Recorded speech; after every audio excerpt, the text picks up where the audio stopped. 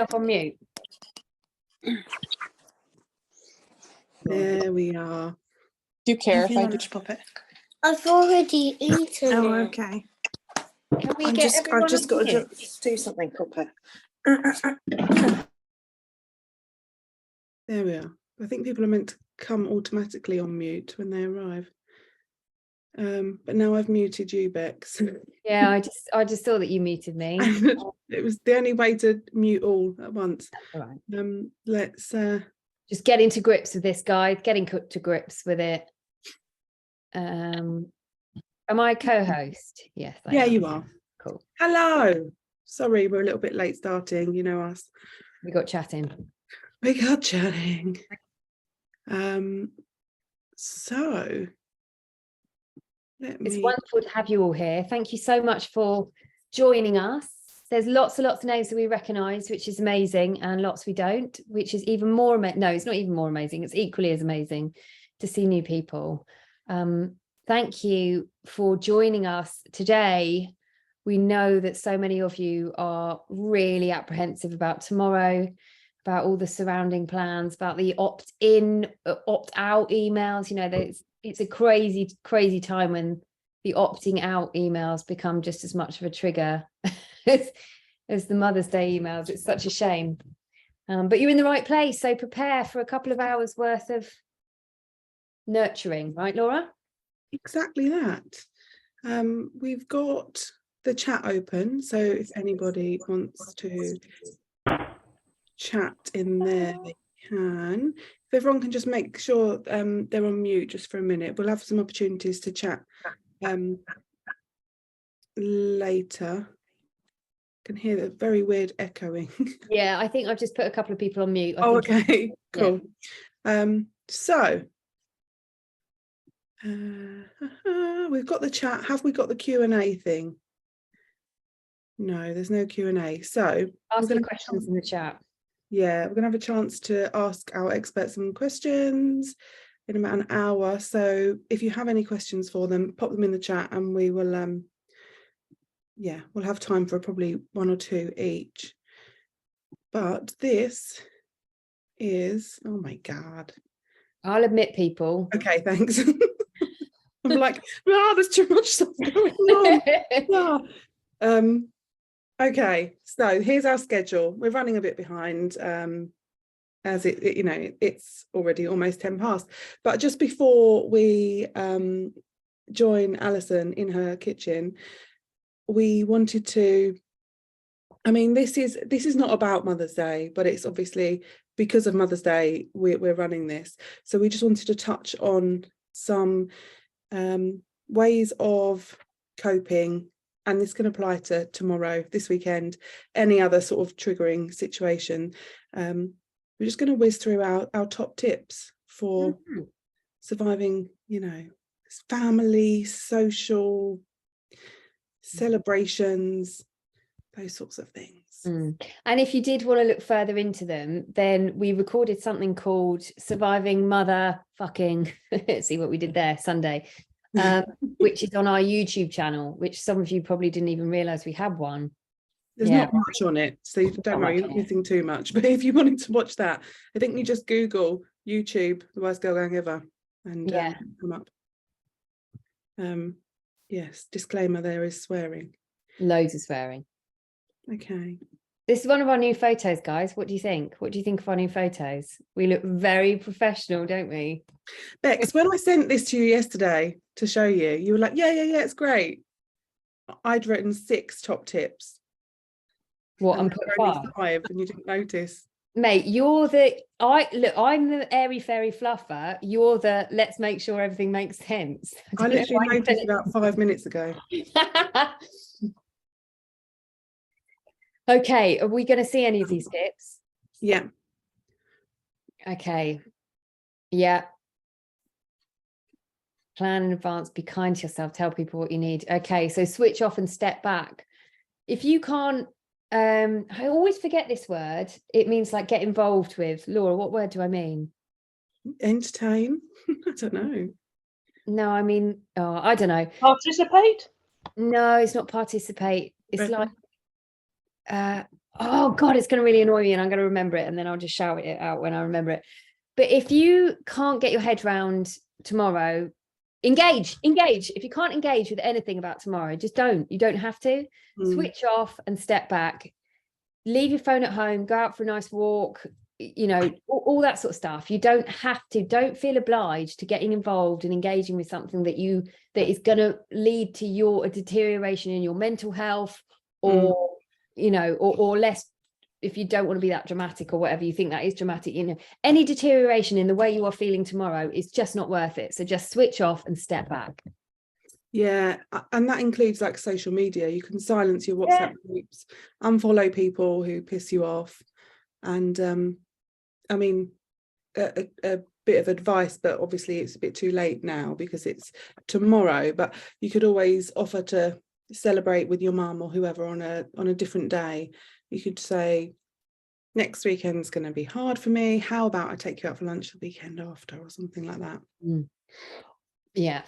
Or go to play, you know, if you go out, go to places that, you know, it won't be full of mums and you know, families and stuff.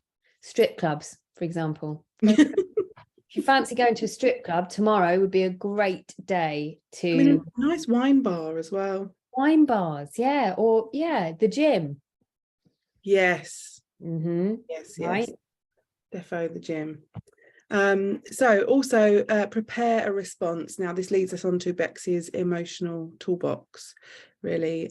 We think that if you prepare a response to triggering questions and situations, that you can turn the feelings of anxiety into feelings of empowerment. These situations that would normally make you sort of wobble and you know, tear up or get angry or have those horrible feelings, can actually, when you've got an answer and then you just like bash it out like that, it can feel really good. You can feel in control of the situation. And this sounds like cray, but if you plan these responses, it doesn't matter what they are, but if you've got it so set in your mind that you practice it in the mirror, it really will make you feel so much difference. And this is something that I couldn't really get my head around until I did it. And I planned the response and I said it over and over and over. And then I said it in the mirror, so I knew what I kind of looked like saying it. And then when it came down to it, someone asked me something and I could use that response. I actually felt like a powerful tool because I had prepared so much for it. It was almost like rehearsing your lines in a play. Like you can detach yourself from the feelings of the situation enough to get your lines out and step back relatively unscathed. I think it's a really, really good one, really powerful tool. Really good, but it takes you, it means that you need to recognize the triggers and predict the question. So you might have, you know, nosy Auntie Barbara who keeps asking you, so when are you going to have a baby then, or something like that. So yeah, just prepare for a few different questions or situations. Yeah. And plan in advance. This is my favorite because this was my go-to. This is how I lived life for a long time.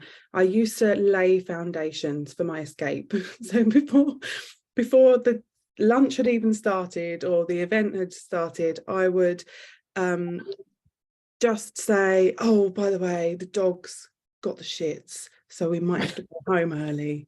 Or if you haven't got a dog, don't do that one. No, that wouldn't be good. Maybe the hamster's got the runs or something. I don't know. Or just I've got the runs. I'm really sorry. I've got the shits because no one wants to in there. Migraines, and that's, I've always used migraines as a good reason to escape situations that I don't want to be in.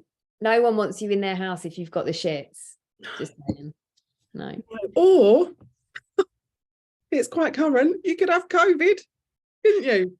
Yeah, you could. We've mostly have, you know. Yeah, exactly. So lay foundations. The other thing with planning in advance is that you can obviously, again, this is a bit too late because it's tomorrow, but you can send presents and gifts in the post. So you don't feel guilty. You're still giving the gift and doing the thing and making someone feel special, but without having to be there. Or just drop them around in the morning. Drop them around, fuck off. That's what you could do. Yeah. Being kind to yourself is so absolutely so essential, and it's something that I think as a whole, women, we are not good at doing. I think we put everyone else's plans on top of ours. I think we put everyone else's feelings on top of our own, and we find it really, really difficult to be kind to ourselves. And sometimes we don't even know what being kind to ourselves means. Like, we think it's this massive gesture of, I am a wonderful woman, but it's really not that. It's making yourself a nice cup of tea in the morning, or, you know, just there's so many things that you can do, be kind to yourself about, like forgiving yourself for not wanting to spend Mother's Day with your mum. Like, that's a huge, it doesn't matter. Like, these things are so insignificant in the grand scheme of things, and being kind to yourself just means that you're putting yourself maybe not even first, but above something else. And that is fine. That is absolutely so healthy to do, because we can't give what we do not have. And in order to have what we need to resource ourselves all the time. We need to make sure that we're well resourced.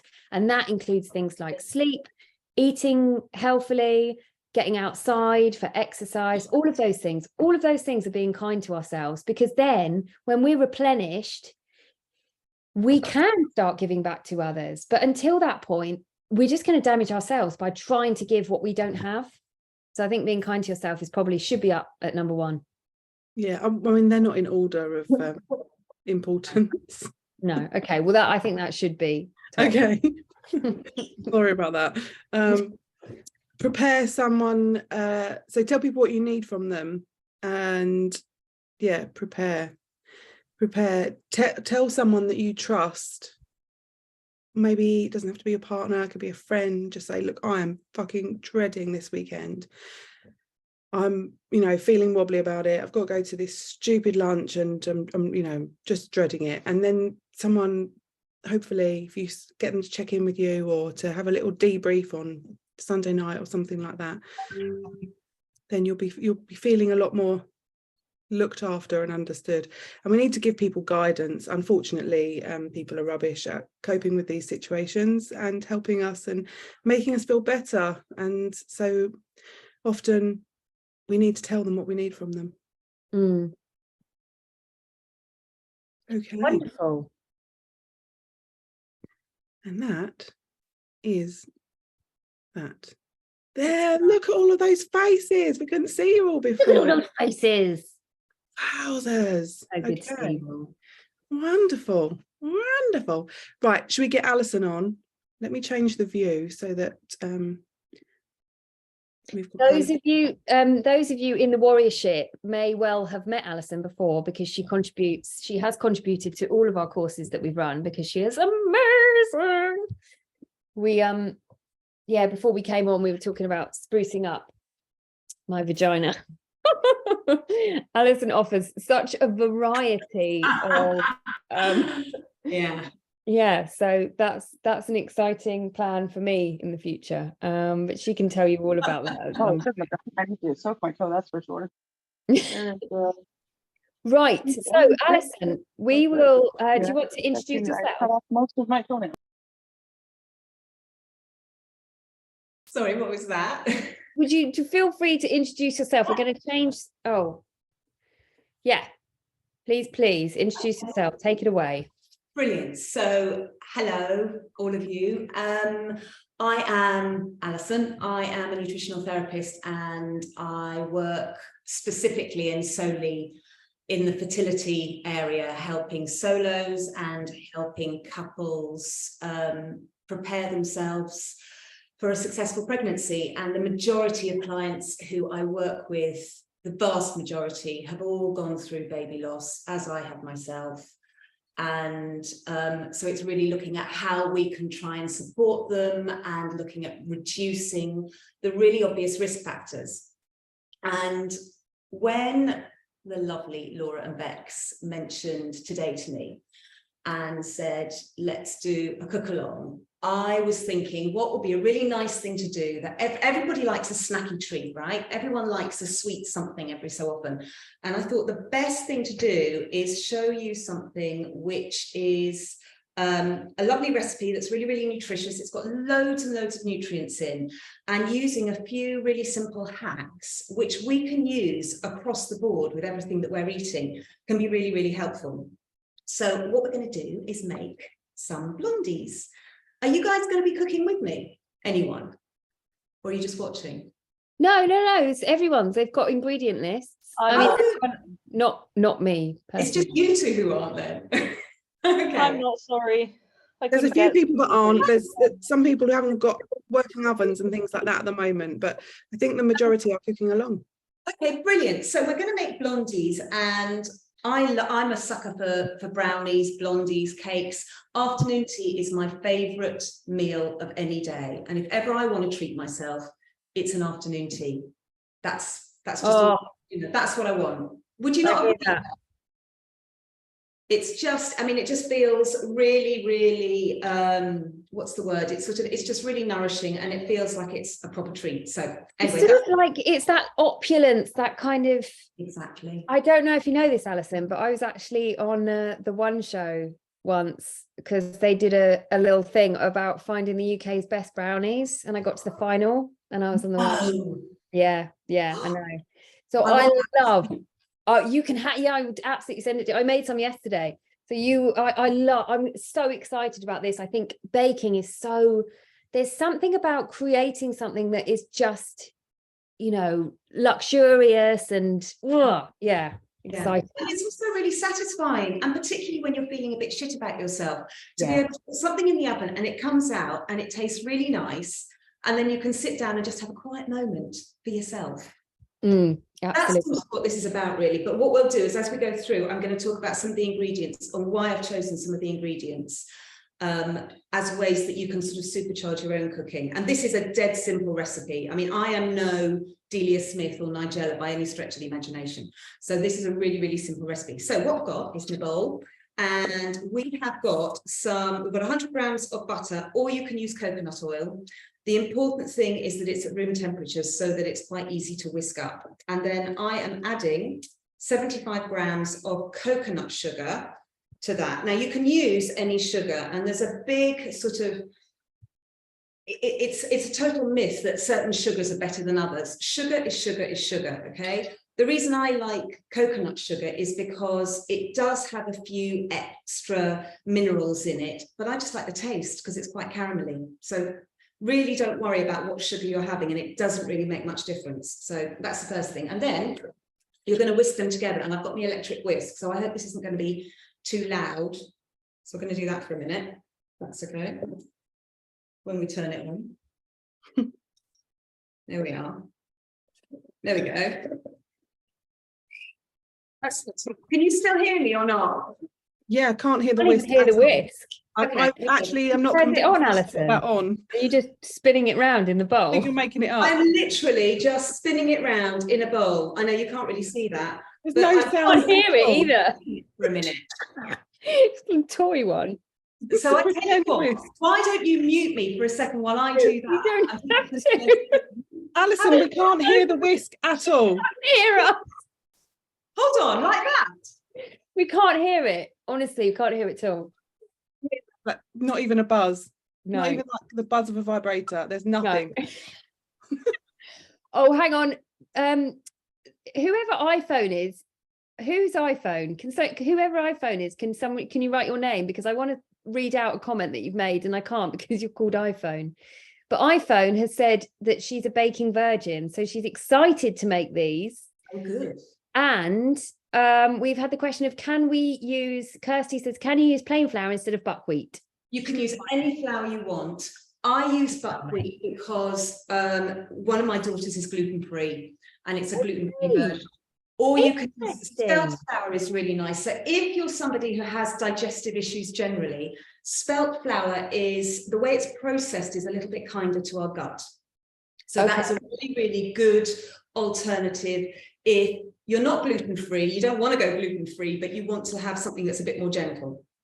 But I use buckwheat flour. And what I've done is I've just tried to kind of cream it a little bit like that. I would probably do it for longer if I was doing it by myself, but you just want to get it maybe a little bit lighter, particularly if you're using a white sugar. You want to just get it as pale as you possibly can. So you How do that. how much sugar was it? There was 75 grams of sugar. So there was 100 grams of butter or coconut oil and 75 grams of coconut sugar or light brown sugar or white sugar or whatever you want. Okay, Sugar. so lads, you're mixing the sugar and the butter at the moment. There's been some confusion over what is being mixed. Ah, sorry, I wasn't. Sugar and the butter. That's And fine. one more question: should the oven be on? If so, at what temperature? The oven should be on at 170. You see, Okay. I don't do cook-alongs, as you can tell. I think we're all muddling through this together, Alison. I really wouldn't worry. Yeah. Okay, so it's 170, or if you've got, that's for a fan oven, it's 190 if you've got a conventional oven. Okay, right, so I'm just going to whiz it a wee bit more.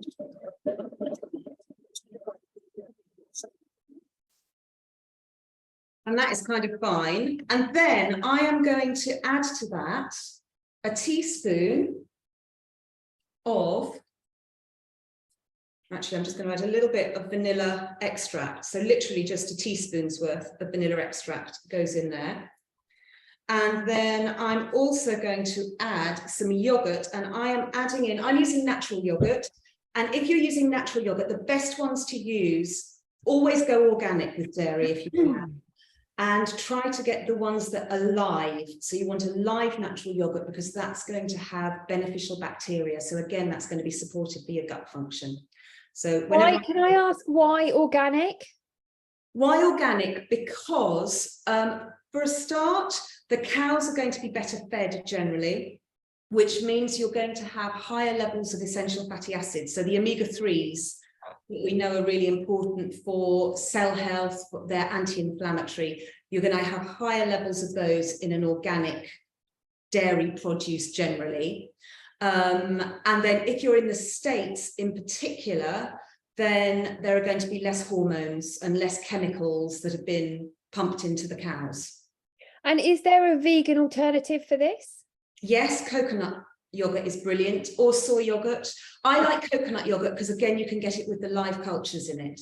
Okay, interesting. So it's all about the gut bacteria. And one of the reasons, I'm just going to pour that in, one of the reasons that we really want to be looking after our gut is that the bacteria that we've got in our guts are so influential to health. They're nowadays regarded as an extra organ in themselves, but they help with things like hormone regularity. So they help us to metabolize our estrogen.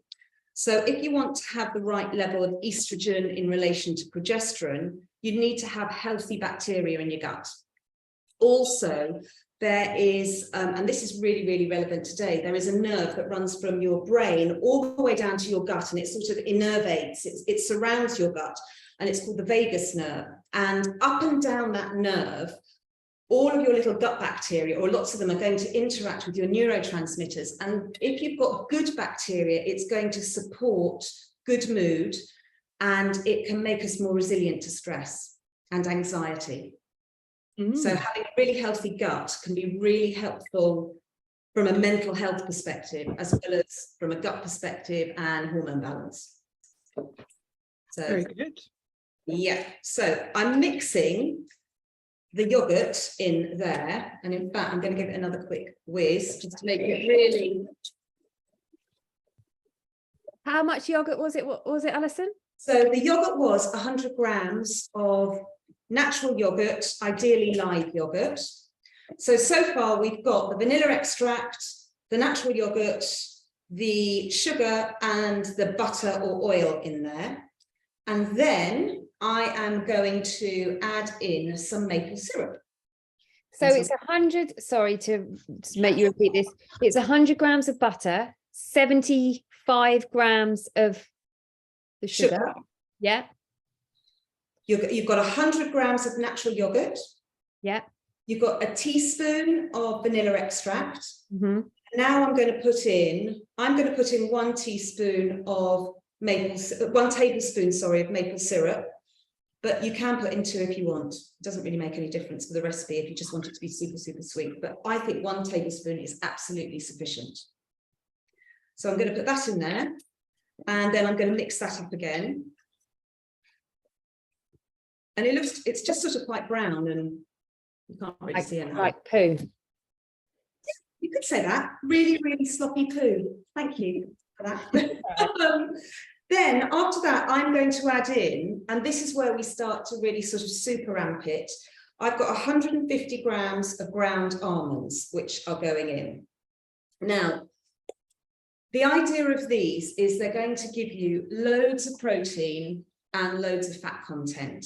And the number one foundational pillar, if you like, of eating well is every single time you eat, think, where is the protein in this food, in this breakfast, lunch, dinner, and in any snack that you have. And in an ideal world, you're trying to have the same amount of protein as you have carbohydrates. All right.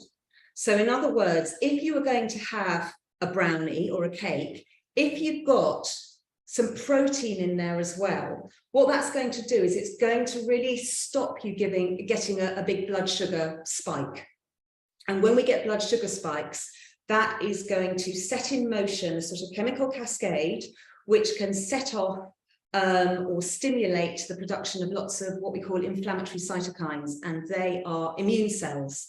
So particularly if you're looking at something like reproductive immunology, for example, as an issue, or if you have lots of allergies, for example, you want to try and reduce the load on your immune system.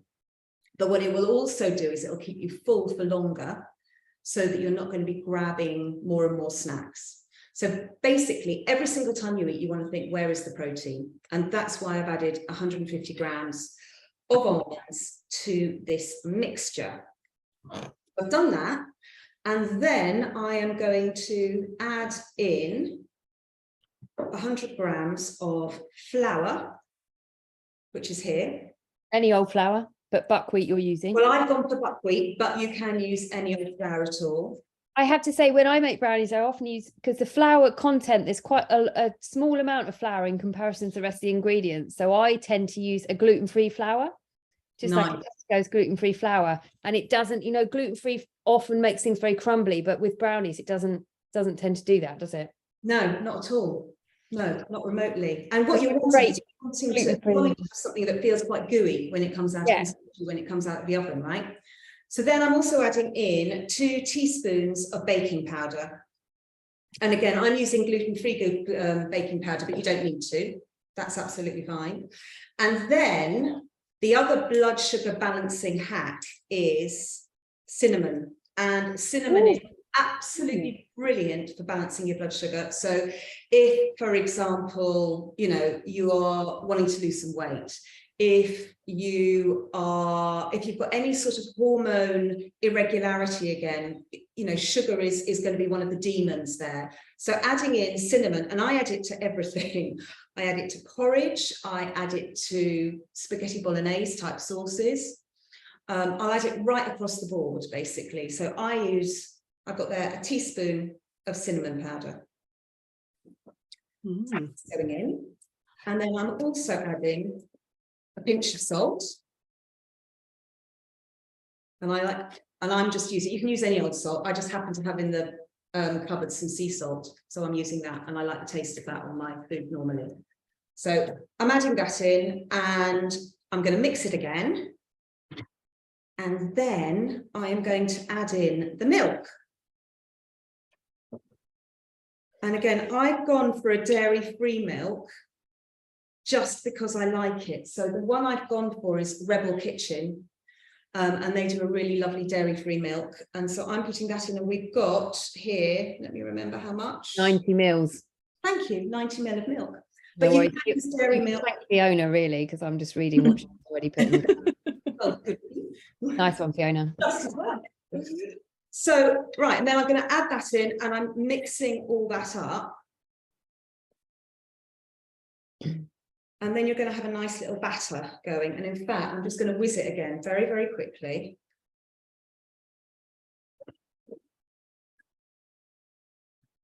Charlotte, are you all right? Have you got a question quickly? There you go. Yeah, I do. I'm so sorry. Can you hear me? Yeah. So my husband just turned off the internet because he didn't realise this was a bake-along. So can you please just recap where you've got to? I got as far as coconut oil, sugar, yogurt, and vanilla essence. I don't know what else is meant to be in. Okay, all right. So we're starting off with the butter and the sugar. So 100 grams butter, room temperature, 75 grams of the sugar, mixing them together. Then you're adding in the vanilla and the yogurt, and you're mixing that in. So that's a teaspoon of vanilla, and then you're adding in 100 grams of natural yogurt. Then we're adding in the maple syrup, and you're beating it again. And the maple syrup, I put in 1 tablespoon. Then we're adding in 150 grams of almonds, 100 grams of flour, 2 teaspoons of baking powder, a pinch of salt, and a teaspoon of cinnamon. And the almonds and the cinnamon, well, the almonds, because of the fat content and the protein content, are really brilliant to balance your sugars, your blood sugars, and that in turn is going to support mood, hormone balance, inflammation. And the cinnamon is also really, really good, specifically at working on your insulin response. So also really, really helpful for balancing your sugar levels. So I've done that. And then I've added in the milk, which is the 90 milliliters of milk, whatever you choose. And then you've got something looking a bit like that. Okay. That looks good. And then we're going to get the nuts. And I really love macadamia nuts. And I particularly in brownies. Have you, I don't know whether you've ever done this, Bex, salted macadamia nuts. I think that sounds like a great idea, but no, I've never done it. Yeah, so like in the way that you'd have sea salt chocolate, right? It's just got a lovely, anyway, these are macadamia nuts. So I'm adding them in. And then I've got here, so it was 100 grams of macadamia nuts, or you can use pecan nuts, or you can use walnuts if you like. And then 125 grams of dark chocolate. And again, what I've done here is I just used one of these things. I don't know, what's that called? Anyone know? And oh, that is called a curvy, knifey, choppy thing. Yeah, the curvy, knifey, choppy thing I've used just to chop up the chocolate into small bits. And I don't mind if there are some bits that are kind of quite big in there because I like getting a big chunk of chocolate. So Alison, did you chop up the nuts as well? I chopped them up a little bit, but again, I quite like big lumps in there. But you could chop them up as finely as you want. But I used this for both of them on a chopping board. So I just did it really old school. When we're doing chocolate, or when we're looking at chocolate, again, if we're thinking about blood sugar balance, anything over 70% cacao solids or 70% cocoa is where you really want to be looking. Because again, it's going to have much less sugar and it's going to have higher levels of cocoa, and the cocoa itself is an antioxidant. So if we're looking to protect our cells from cell damage, if we're wanting to support cellular repair and building new cells, you want to be going for antioxidants wherever you can. So I go for 70% chocolate, and then I literally just mix that all up. And it's quite doughy. I'll show you in a minute. So there you It's go. 125 grams of chocolate. Yes. There you go. And so that's that. And then what I've got here is a brownie tin, and I bind it with a bit of baking parchment. And what I do is I just put a little bit of water underneath it so it sticks in place and doesn't sort of squiggle around all over the tray. And then I'm just going to pour it in, and then we're going to whack it in the oven. Oh, that is amazing. That's easy, right? Mm-hmm. Yeah. And yes, you can use high quality cocoa. Oh, high quality cocoa instead. Can I use high quality cocoa instead of chocolate? well, you can, but then you're going to get more into a sort of brownie territory, a brownie hybrid, whereas this is more a sort of choc chip vibe going on, if that makes sense. Yeah, gotcha. So there's nothing to stop you doing it. Do you have to use less It's flour? not going to screw up the recipe in any way. No. I would try it, see what happens, quite frankly. Any advice if you don't have baking paper? For today, I would just grease the bottom of the baking tin. That'll do it.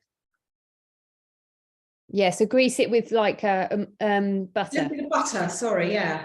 not Marge. Don't mention Marge in front of Alison, whatever you do. Do not go anywhere near Marge. Throw out the Marge. Throw out the semi-skimmed and the skimmed milk. Oh, really? Christ. Yeah. Because you want all of those lovely essential fats that I was talking about that you get in organic dairy products. And you're going to get better, you're going to get much more protein content in whatever that dairy product is if it's full fat.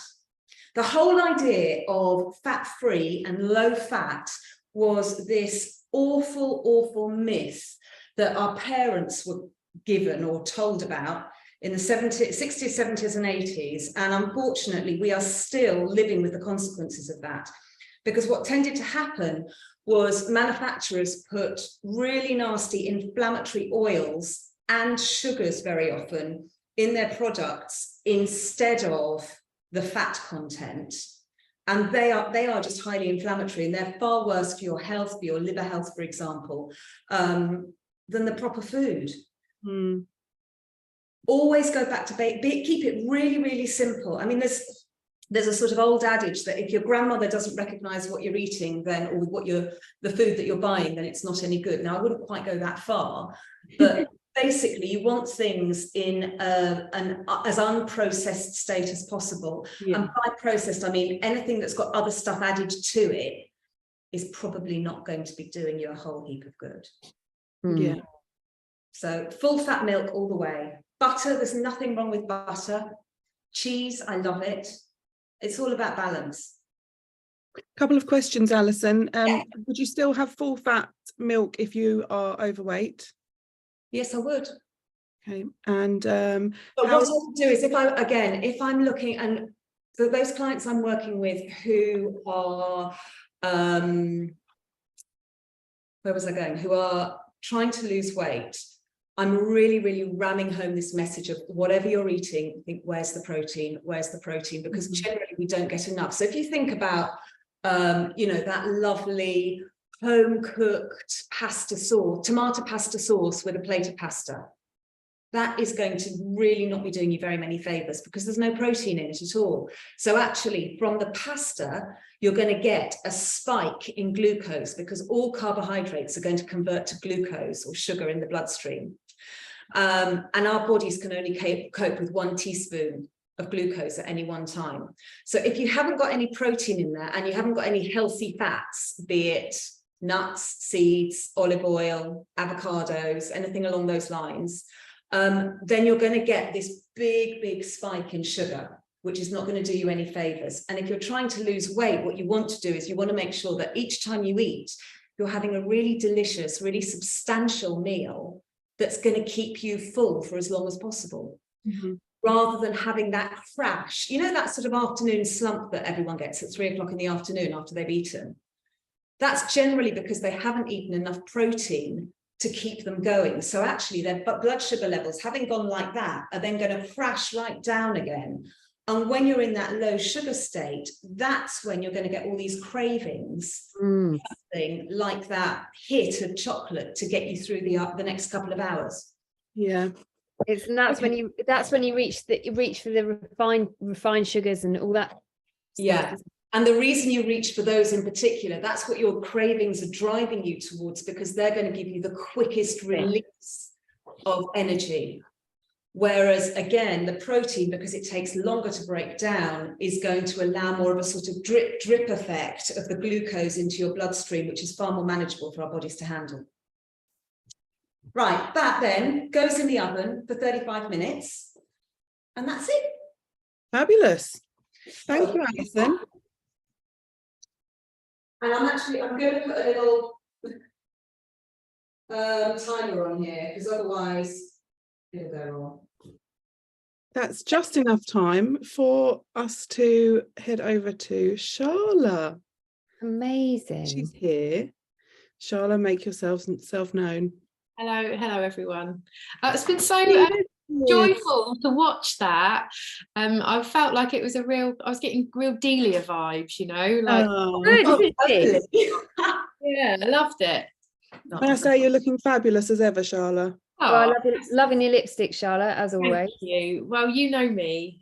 I've dressed for joy today for you. I've got the lipstick on. I found some palm tree earrings. Yes, I love them. I know, and I found a good spot for the light. So it's all going on over here. Nice. Well, you look beautiful. Thank you. I haven't zoomed for a very long time, I've realised as I sat here. So yeah, I've I had some. don't think it's been nearly a year since we saw you on that photo shoot as well. That was nearly a year ago. I think that was like April last year. Wow, okay. Lovely. It's really lovely to see you. Yeah, thank you for having me. How are you doing? I'm doing okay, thank you. I'm hungry after watching everyone making their brownies, I will say that. And I'm having my own little sort of griefy time at the moment, and unexpected grief at the start of the year has kind of knocked me sideways a little bit, but when you two send out a call, I have to answer, and it feels like a real joy and honour to always be here talking to your community of warriors, and feeling like a warrior myself, and having my own kind of loss and baby loss journey. It feels really good to be able to share some of these, something that I'm going to share with you today about how we can reframe Mother's Day in a positive way, if that's possible. Yeah, Brilliant. we're so pleased that you could come, and thank you so much. We're very grateful to have you in our gang. No worries. So shall I get going? Yeah, let's Crack on, kick my off. love. Okay, right. So probably around 30 minutes. What I'm going to do for you, I don't know what the best thing to do is, pin myself so that I can't see how many people are watching. Maybe that's the what you best can do is in the top Big of right you. hand corner, you can change the view. Yes, change the view. Okay, I've done that. I feel better. Okay, so this session, like I said, is all about giving you some ways to reframe Mother's Day. It can be such a difficult time, and I'm with you and I see you, and personally I feel that Mother's Day can be a challenge in my own world. So I've put this little session together. And I realised actually, as I was working through it yesterday, I'm going to talk you through a few prompts. You need a piece of paper. If you've got a piece of paper, A4 is great. If you can fold that A4 piece of paper in half, that would be wonderful. If you don't have that, then improvise and try and make something work. If you want to write the notes in your journal or your notepad, if you just want to sit and listen to me and you don't want to take part in a creative way, if you want to sit and listen and think, then I really meet you wherever you are today, because I appreciate there's so much going on in our worlds and in our lives. And I am going to challenge you and ask you to think about some ways that you can reflect gratitude back onto yourselves. And I know from experience that that isn't always the easiest thing to do. I think we're very good at giving out gratitude or noticing things in our lives that we're grateful for, but actually being grateful to ourselves can be a bit of a challenge. So join in this session as much as you feel like you can. What I realised is, and this is hopefully what we're going to end up with, I realised that this session creates a card, and I'm not even going to say it's a Mother's Day card, because you can do this at any time of the year, but perhaps you might not get a card like this, and I won't be receiving a Mother's Day card anytime soon. So I've kind of made a card to celebrate everything about me. So hopefully by the end of this session you'll have a little card to take away and reflect on. That's the aim. I don't know who knows me, who's met me through the Pathway to Recovery or follows along at the Grateful Arts Club, but I'll just give you a little introduction. So I'm Charlotte Grant.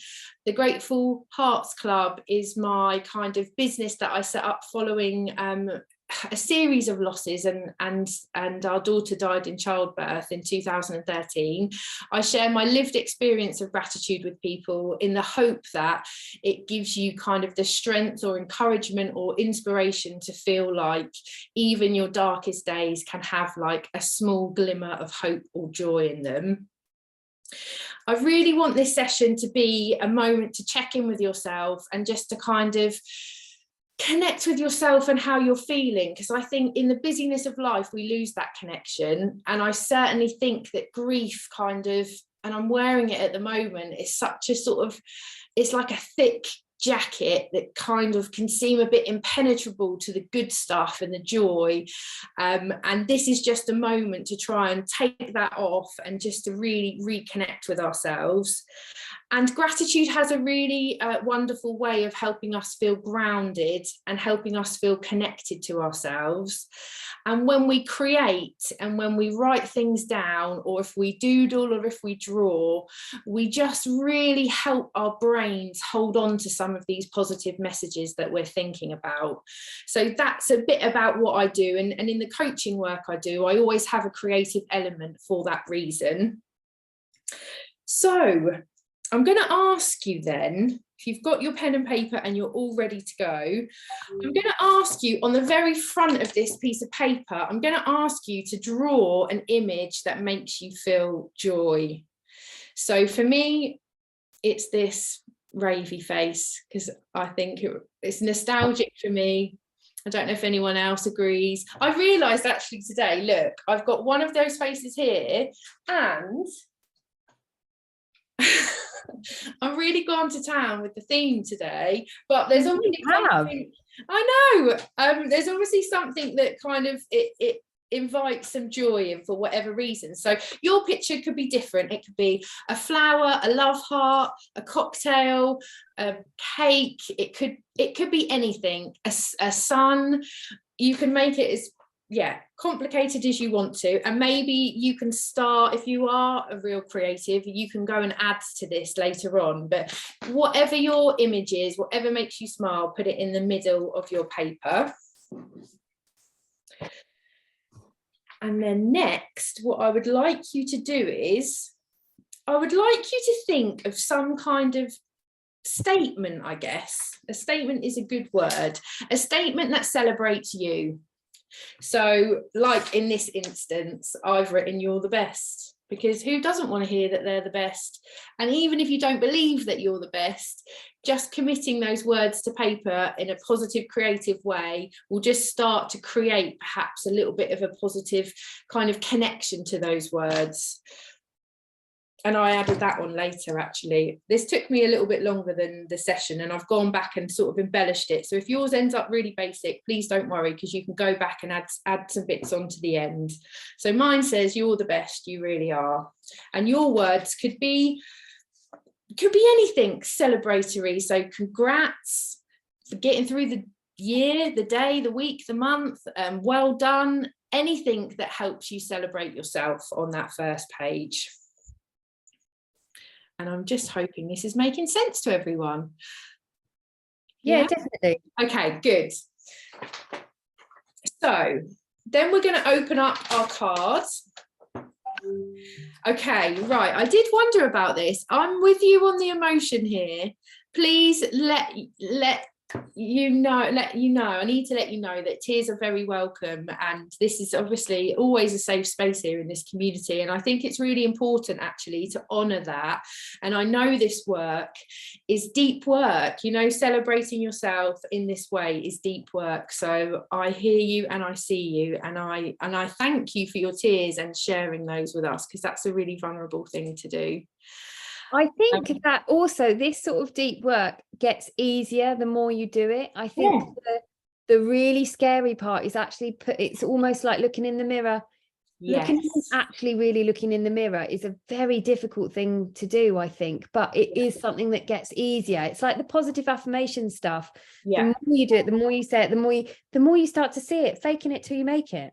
Yeah, and I'm with you on that. And I think there is something about looking in that mirror that is really hard. And I know, and I noticed from this new kind of grief that I'm in at the moment, I think it really turns up all of your difficult qualities, the bits about you that you don't really like. I think grief can really amplify those. So wherever you are in your kind of grief, those voices about saying that you're not enough or things aren't great about you seem a lot louder. So Yeah. I would also add that when you're in that kind of, that can become quickly a negative spiral. I think if you are tired, that I've made a rule with myself that I do not think about anything when I'm tired. And when I catch myself starting to think about things, if I'm tired, I put on the telly or I listen to some music or I get myself out of my head, because nothing helpful happens in my brain when I'm tired. Yeah, It's agreed. about recognizing that sort of thing, isn't it? And trying to use tools to move away from that. Yeah, agreed. So yeah, go with this as deep as you want to, but I often find the things that you do want to run away from are the things that you probably most need to run towards. So if this feels hard for you, then this is where the work is that you probably need to do in your own time. And maybe this is just the start of it, so take it as lightly as you need to. So the first prompt for you then is thank you for. So I want you to thank yourself for something. And it could be anything, big or small. This is the part where we're reflecting some gratitude back onto ourselves, the work that's hard but worthy work to do. So it could just be that, thank you for keeping on going. Thank you for keeping me safe. Thank you for being so full of love. Thank you for being kind. Thank you for being compassionate. Whatever that thing that you have that makes you unique, this is your chance to kind of just say thank you for it. So for example, on my card, I've written, thank you for prioritizing you and listening to what you need. And I think there are two things that I've really learned in my grief and in this kind of lived experience that I'm working my way through, but putting myself at the center of things and listening to what I want and creating really healthy boundaries has been really powerful for me, especially across this last few years. So I'm grateful to myself for that. And if you want to share in the chat as we go, then yes, so this goes inside the card. So this is just on the first page. So this is going to be the prompts that we talk through. So the first one is thank you. And yeah, share as much or as little as you kind of want to, or yeah, ask any questions in the chat if you need to. I've got that open so I can see. Charlotte, I just want to show you my collection of coloured Sharpies here. Oh, amazing. When we did that doodle workshop. I know, I feel like a proud parent. Thank you for that. That's amazing. Sharpies for life, right? Yes. Okay, wonderful. So if you're okay to move on, and again, you can write these prompts down and give them some more thought, or if the words don't come right now, then that's completely fine. Come back to them when you feel like you can. The next prompt is you are amazing because.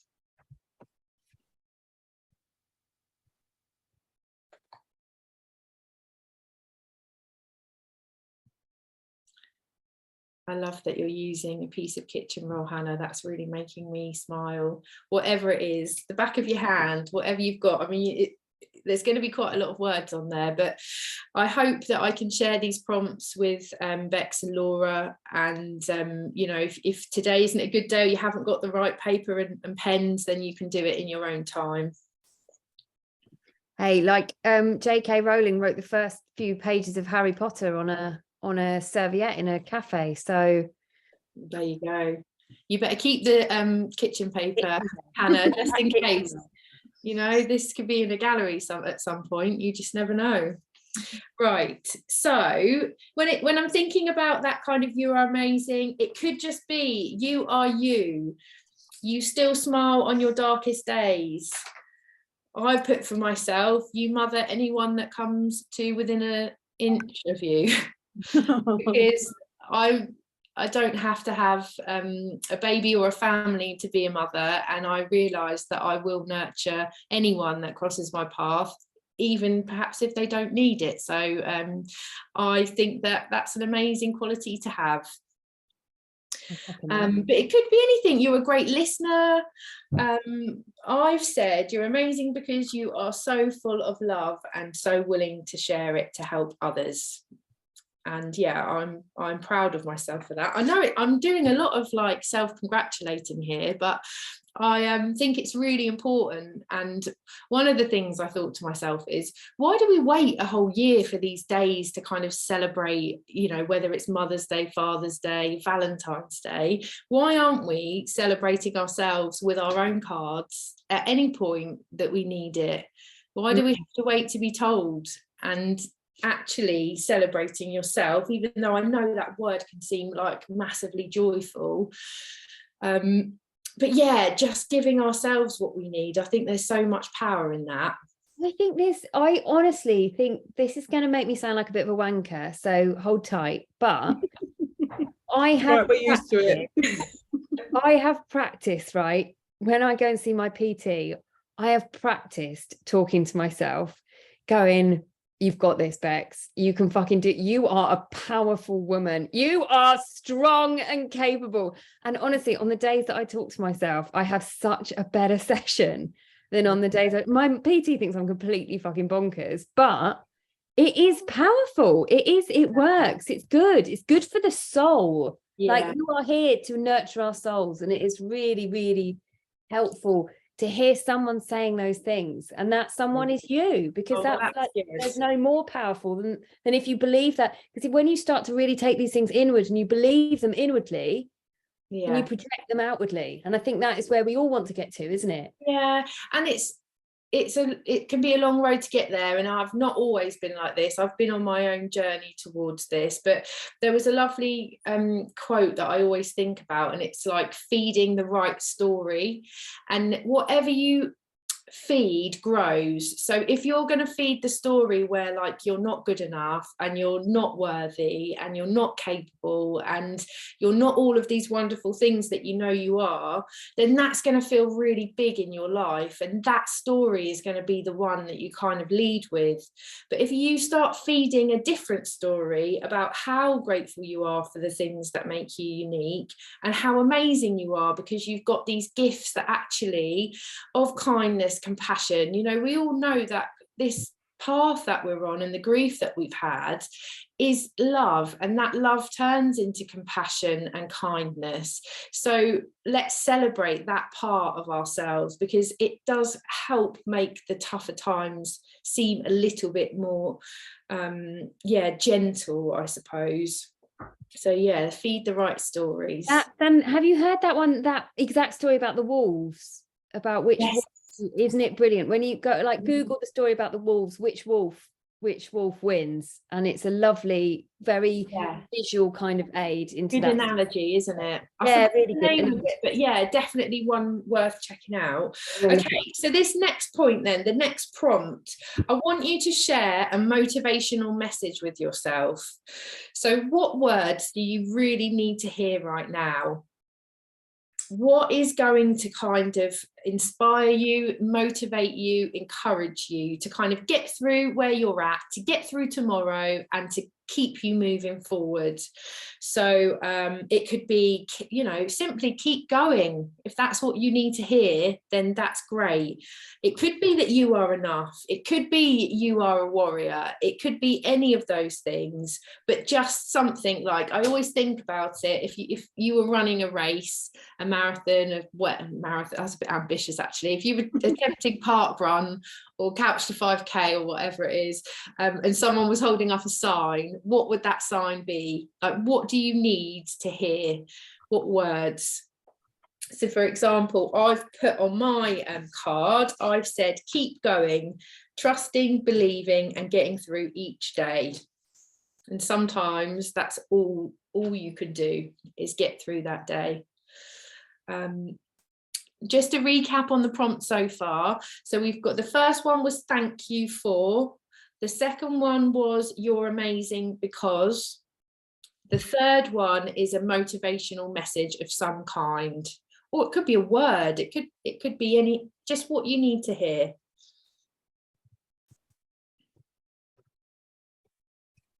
Yeah, that's beautiful. This pain will ease soon. And how lovely. That's some real kind of comforting words to say that.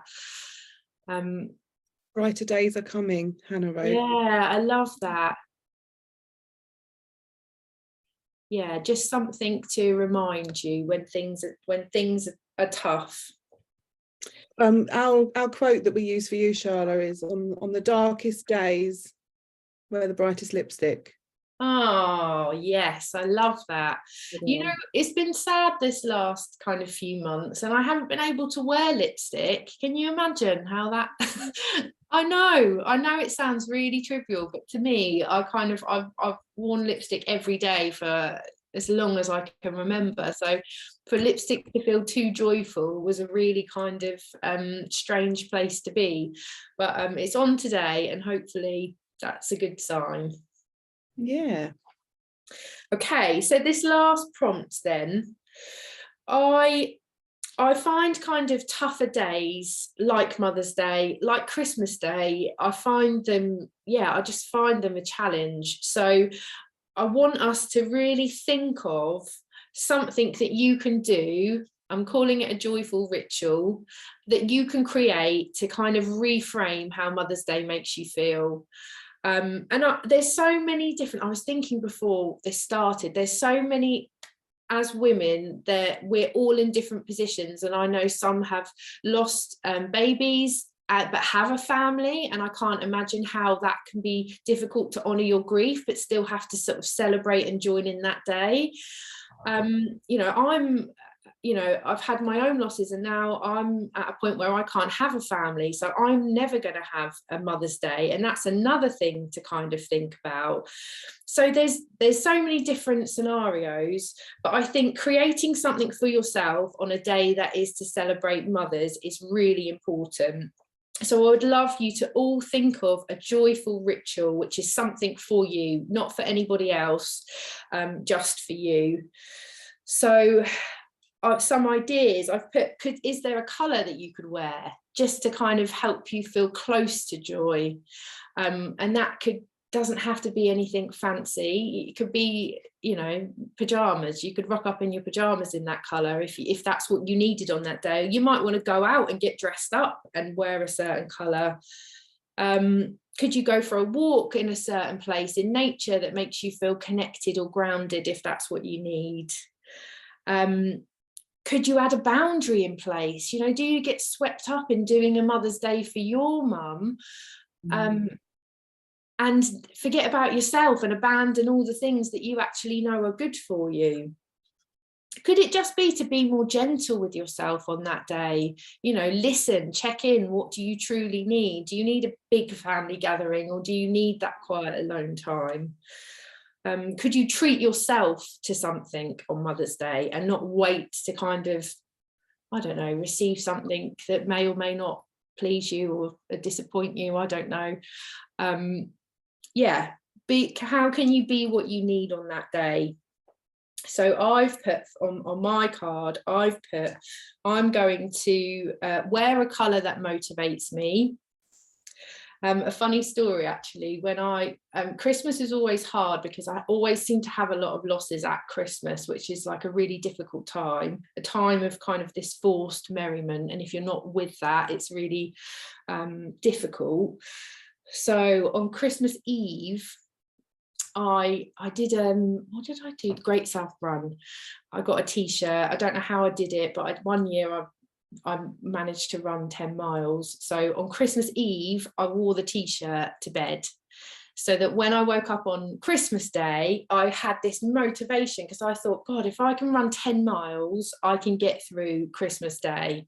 And it always kind of stayed with me. So if you have a colour that motivates you or kind of, helps you feel a little bit connected to joy, then that's great. So I'm going to find a colour that motivates me. And I reserve the right to do whatever I need to honour my own needs. So that could be whatever it is. For example, tomorrow I'm going for a brunch with my mum and my husband's mum in the morning because I want to see them, but I don't want to be seeing them all day because I want to do what makes me feel happiest. So I'll see them and celebrate with them, and then I'm going to stay in and Joe's going to cook me dinner. And I've bought a dessert that I know he hates because it's my day. And I just thought, I love that. I'm having that dessert. And normally I'd be like, oh no, I better not get that. I better get the one that we can share. And I thought, I'm not doing that. No, I'm getting my own dessert. And I bought this tub of ice cream that was like this big, and it's £6. And I thought, I'm having it. I'm having it. I'm going to celebrate me and do something that, yeah, honours how I feel. And I've also put on here, I've really gone to town on this one. I've put, I'm going to celebrate myself with a gift. So, Nice. And that's not just the ice cream, that's something extra, well, right? I feel like the ice cream was the gift, but who knows what happens at brunch tomorrow. But yeah, so some ideas, I guess, about how you can create this joyful ritual, which can be as small or as grand as you want and may kind of build over time, but hopefully will be a little bit of an anchor back to this conversation and this session where you're thinking about all of these things and kind of doing that work, that deep work inside to kind of reframe how you feel, maybe about yourself, maybe about Mother's Day, but hopefully to, yeah, add in some joy. That's the aim. And that's it. I don't know where you are or what your cards look like or where you've got to. Let me see if I can change the view. If anyone has a card, a finished card, if anyone's camera's on, if you want to share it. And I love that, Hayley. I love this. Oh, I love this. Follow the light. That's beautiful. You are so strong, Laura. That's awesome. You're an artist, though. I love these. Honestly, they look so great. Thank you for sharing, for those that have. And I hope that you enjoyed, thinking in this way and just taking a little bit of time out for you. I know that it isn't easy work. I will caveat this whole session with that, and it's taken me a time to get here, but I hope that there's some seeds that have been planted, and if there's one thought or one thing that you can take away and kind of build and nurture, then that makes me feel really happy. Definitely. Thank you so much, Charlotte. It's always lovely being part of your workshops. And Charlotte, for those of you who are in the warriorship, does our gratitude module within our pathway to recovery, which you're automatically signed up to when you join. And for those of you not in the membership, Charlotte is one of our membership experts who does a gratitude module, etc., etc. Wonderful. Thank you so much, Charlotte. No, that was thank you. lovely. Thank you. Loved it. Okay. Right. How are we on the schedule, mate? Has it all gone tits Is up? everyone's kitchen smelling nice? How are the smells coming from the oven? How long's left, Alison? 5 minutes? 7 minutes. 7 minutes. Okay, cool. Well, while I think Nicola's here as well, so while you're all here, let's see if we have any more questions. We got asked a couple during Alison's, but I think Charlotte's one, everyone was busy writing and drawing. Okay, so Alison, a question that came through for you was, any tips for improving egg quality? Yeah, loads. The most important one, again, is think about sugars. So sugars and lots of glucose in the blood, which is what I was talking about earlier, create something called advanced glycation end products, or AGEs. And they are the sort of metabolites, if you like. So they're the byproduct of having glucose in your bloodstream, and they are the thing that cause the damage to the eggs. So simply, when I say simply, thinking about where your proteins are, and have protein every single time you eat. And I don't mind if you want chocolate, I don't mind if you want a glass of wine, but think what you're having with it. So it's not about saying you can't have this and you can't have that. It's just about reframing it and what you add to it to kind of buffer the effects almost, and to make the answer to this. I remember on our podcast we did with you, dark chocolate and nuts with a glass of wine, it's right? brilliant. It's brilliant. So that's the big one. And then the other big one is really brightly coloured fruit and veg, because they also are going to be really rich in antioxidants. So if you can do those two things alone, then you're going to be 20 million steps ahead.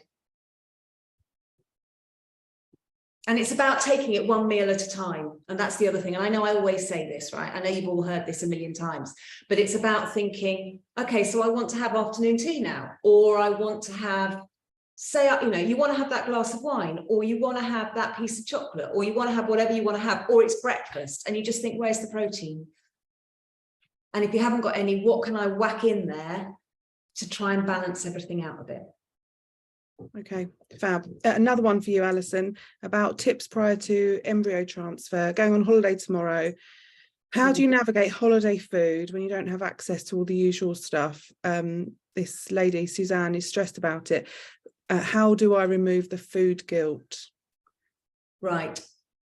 Okay. So where are you going? Can I ask? Are you going to be in a hotel, or are you going to be self-catering?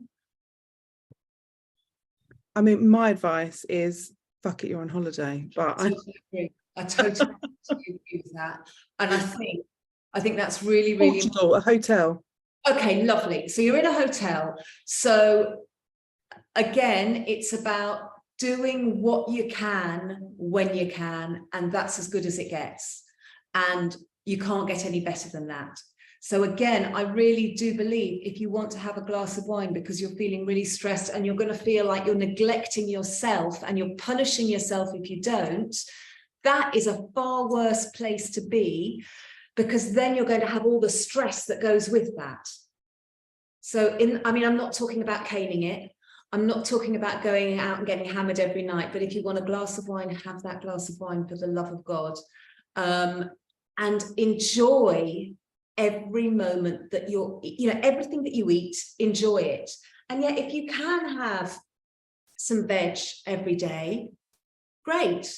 And maybe if you're thinking about, if you're, you know, a dessert junkie, then think about, okay, well, maybe I'm just going to have dessert at one of my meals, and then be really pleased with yourself that the other meal you managed to still have something delicious, and you didn't, you know, you didn't need to go for the dessert as well. But for me, the food guilt is more destructive than anything that you're going to put in your body. Yeah, enjoy your holiday, Suzanne. Yeah, Jealous. We've got a question, Alison, from Billie Jean, who says, I suffer with, I don't know if I'm saying this right, but ketotic hyperglycemia. What are the best food groups that can help me without affecting my sugar levels? Okay, again, I'm going back to protein. Protein, in that case, you really, really want to watch your carbs. So you want to watch any refined carbs you want to try and steer clear of.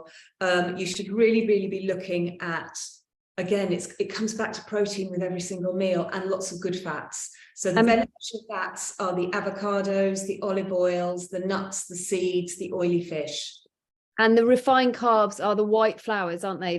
The pastries, the white pasta, the white rice. Yeah. Absolutely. And the reason that they are going to not be serving you so well is because they don't have the fiber in them. But if you're going into a sort of, you know, if you really, really are struggling with those sort of the blood sugars and hypoglycemic moments, then you really need to be thinking about that protein. And also it's not a bad idea, if you're not all ready, to even try out a continuous glucose monitor. And you can get those, they're quite readily available now. Freestyle Libre is the one that I sometimes recommend to my clients. And you can try it just for 2 weeks, and then you can see which foods are particularly affecting your blood sugars. And then you can sort of work around it, because we're actually all biochemically unique. So by and large, oats are going to be a really great option for breakfast. But if you're just having the oats, there's no protein there, for example, and that's generally going to send people's blood sugars sky high. So it's worth actually looking in, you know, in that situation, I'd be looking at something like a continuous glucose monitor, just to see what your individual reactions are. Lovely. A question for you, Sharla. When you are feeling actually, do they need to come out of the oven yet? No, I haven't binged yet. We're good. 20 seconds. Oh, okay, cool. Sharla, when you're feeling like at your lowest and gratitude seems pointless, how do you get yourself back into the swing of things? Where do you start with, you know, finding gratitude again?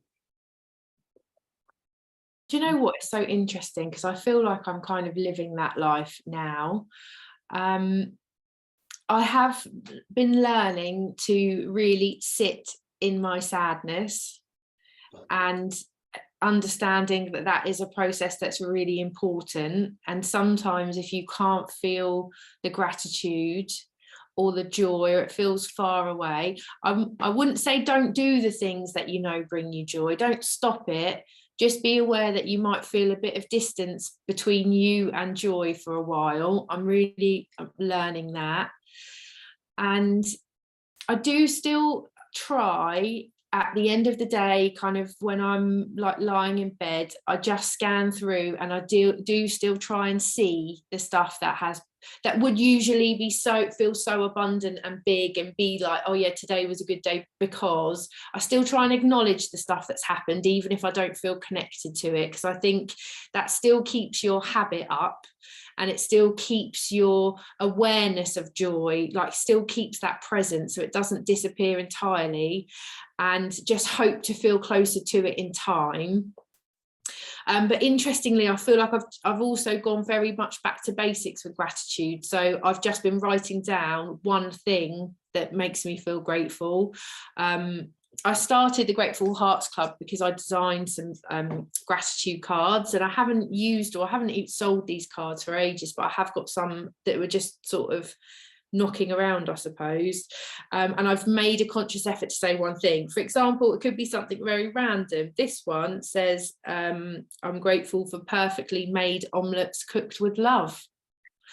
So it's not even a big grand thing. It's not something that you know, is groundbreaking. If someone says, oh, did you have a good day? And you say, oh yeah, I had an amazing omelette. It's not normally what you would lead with. But when your day feels tough, one perfectly cooked omelette might be all that you've got.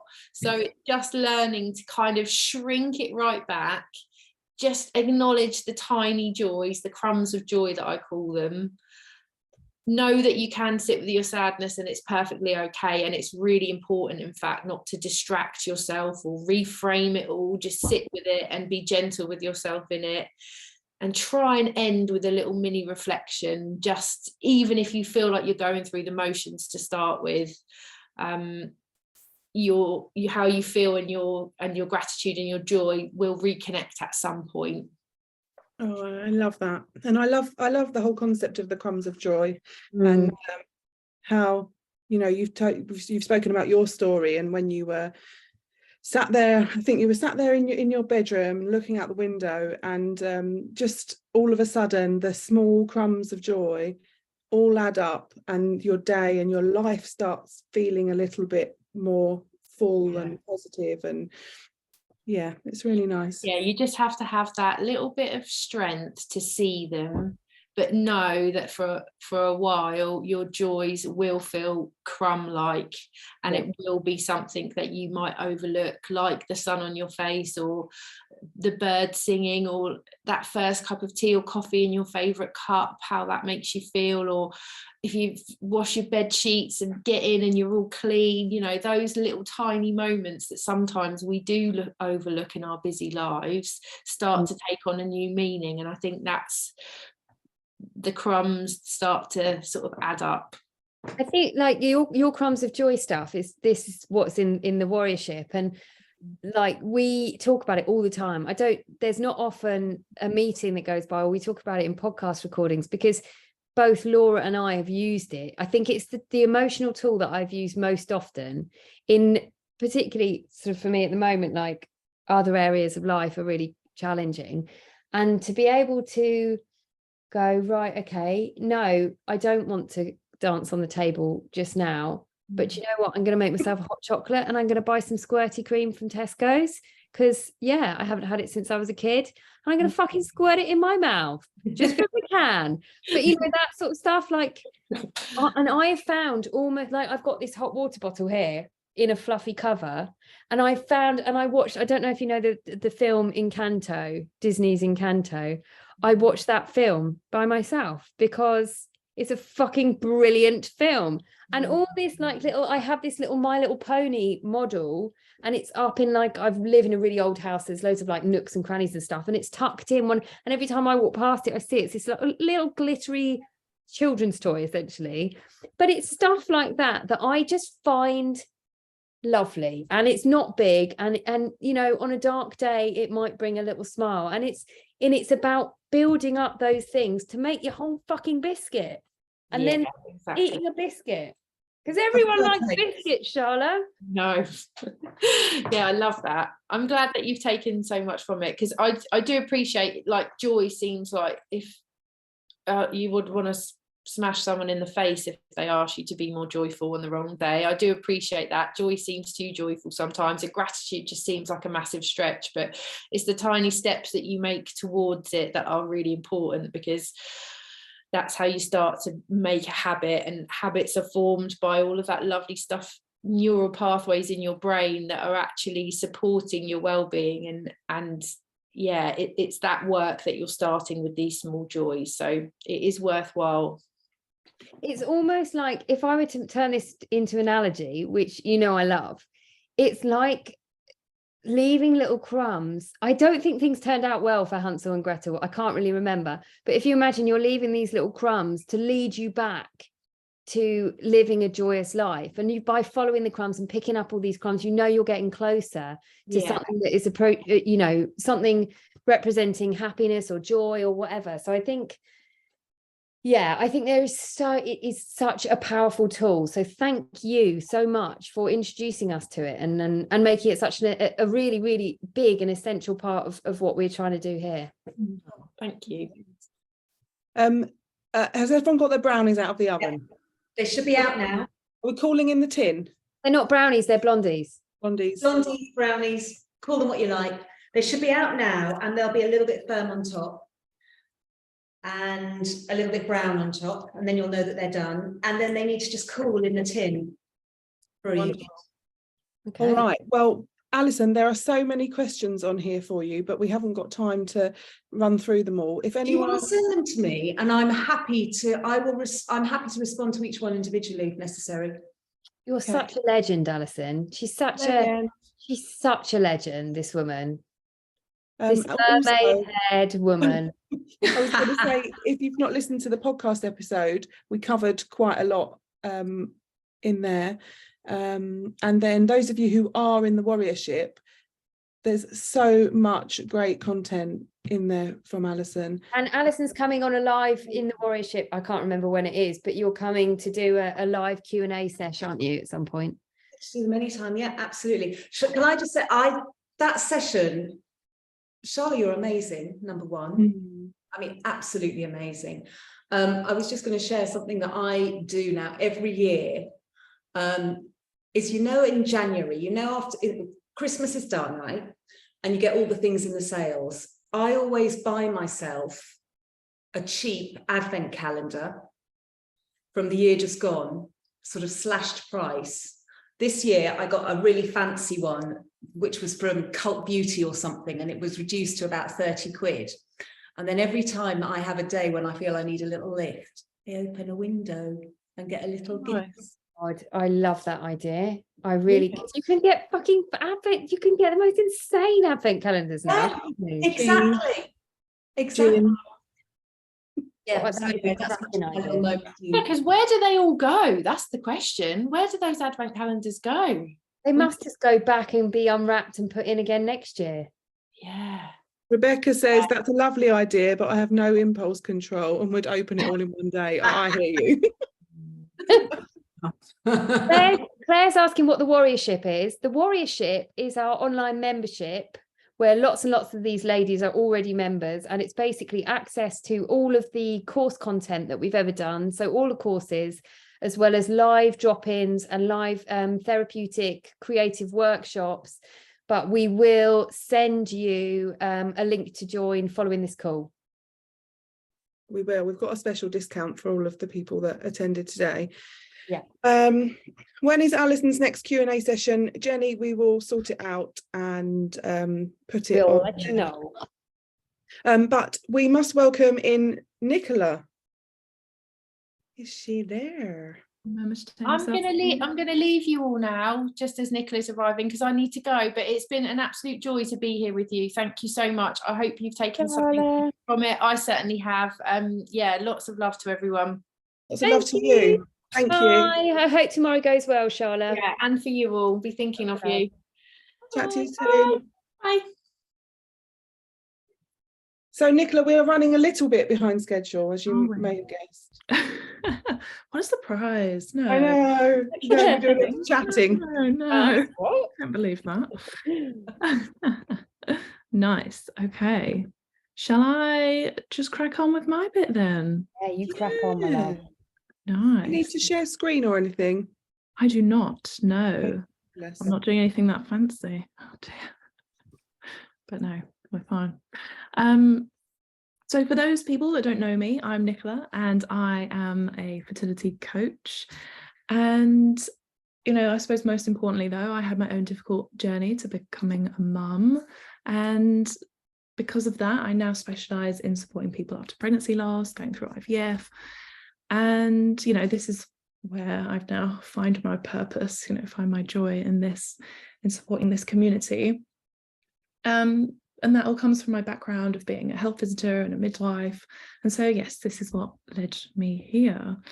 So one of the things that I always am talking to my clients about is about having a better understanding of our emotions. And I hope this follows on quite nicely actually from Charla's session, that it makes it so much, when we have this better understanding of these feelings that are coming up, we're so much more able to deal with them, first of all, and deal with these days, whether it's like Mother's Day, birthdays, Christmas, whether it's the pregnancy announcement that comes out of the blue, or the like shitty comment that comes from someone that you're working with, whatever it is, when we're more able to feel in a generally okay place, and then more able to be accepting and acknowledging of these emotions, we can just deal with these things that come up, because there are always these things that are coming up.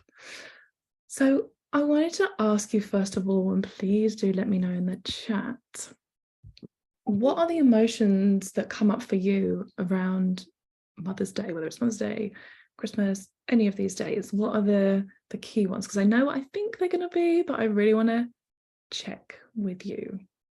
Right, we've got being left out, loneliness, dread. I would say anger, disappointment, invalidation, sadness, emptiness, devastation, isolation, anger, guilt, sadness, jealousy, grief, jealousy, sadness, emptiness.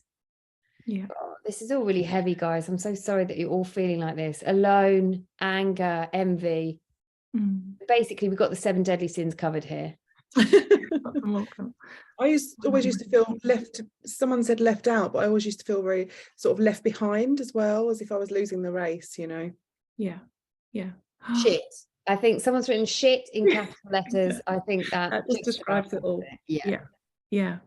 Wow, well, thank you for sharing all of those, because and such a variety as well, because I don't know, this is going to come off the top of my head, but there was a study done that I think it was in the US about how many emotions we can actually name, like happy, sad, angry, you know, and if we don't have the vocabulary for it, then we're a little bit restricted. So I love that there are so many of these, and not that everyone's feeling this way, obviously, but that we have so many ways of describing how we're feeling, which is really, really important, actually.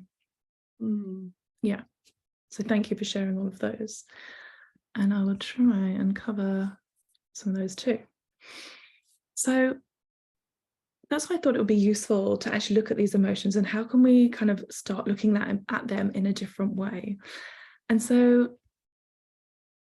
actually the first kind of point is that all of these emotions are normal, because I think from such a young age, we learn that we have good emotions and bad emotions. We have strong emotions, weak emotions, socially acceptable emotions, and ones that are not. And it's really not a very helpful way of thinking about emotions, because actually they are all useful. Because, you know, who goes through life only feeling happy, joyful, wonderful all of the time? you know, that's just not a thing. We have a wide variety of emotions for a reason. And it kind of strikes me that we have to be able to feel the not so comfortable ones, the more difficult ones, to be able to also appreciate the good ones when they come. And so I wonder if this is the same for you. So I remember being really young, and I think my mum had given me the wrong coloured cup or something, you know, it was the pink one, I wanted the blue one, and, you know, just massively kicking off, but being told I was being silly, or, you know, there's no point in getting upset about that. And so we're picking up these messages that actually it's not okay for me to be sad.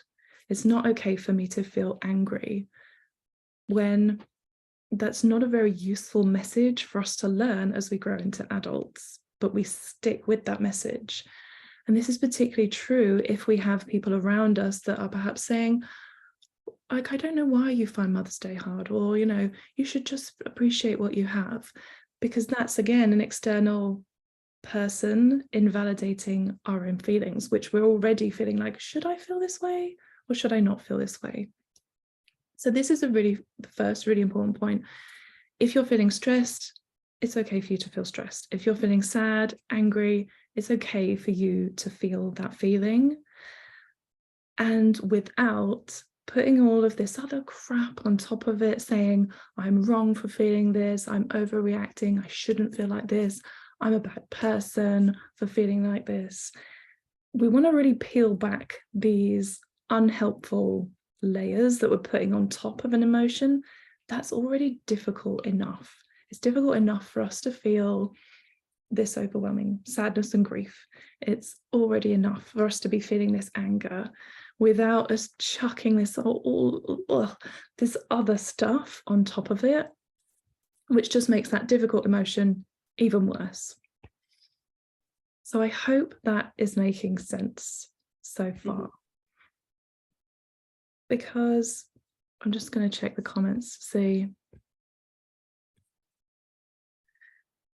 Yeah. Oh, I'm so sorry to hear that. I knew there was something that came up there. So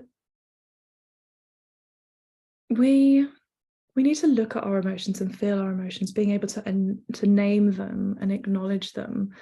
Because I don't know about you, but so often we kind of go this other way of distract, suppress, ignore. So we're feeling all of these difficult feelings, but we're so busy, aren't we? Life is busy. We're busy at work, busy scrolling, got some program to watch. And I'm not saying never distract yourself with anything. Of course, distraction has its place. But sometimes we don't, kind of like what Charlotte was saying, we don't let ourselves sit with the sadness. So we pretend it's not there. And the problem with that is that when we are looking the other way, suppressing, distracting, ignoring, those feelings, they don't just go away. They don't go anywhere. In fact, they do the opposite. They just fester and they grow and they get bigger. And I don't know, again, if you can relate to this, but it'll then end up in a meltdown or like explosion, maybe your partner or someone you're close to, because we've been ignoring these feelings for so long and they've built up. And then, I don't know what, your partner leaves a cup on the side or they've packed the dishwasher wrong. It's always something, then you just go mad. It's not about the dishwasher, it's not about the cup, it's about all the stuff from before. The pregnancy announcement that came 2 days ago that you weren't expecting. It's all of that really builds and then just comes out. So really a better way, I'm going to share with you a better way of dealing with these feelings is actually to kind of do the opposite and to allow yourself the time to hear and process these emotions in a useful way. And I hope this will help with this process.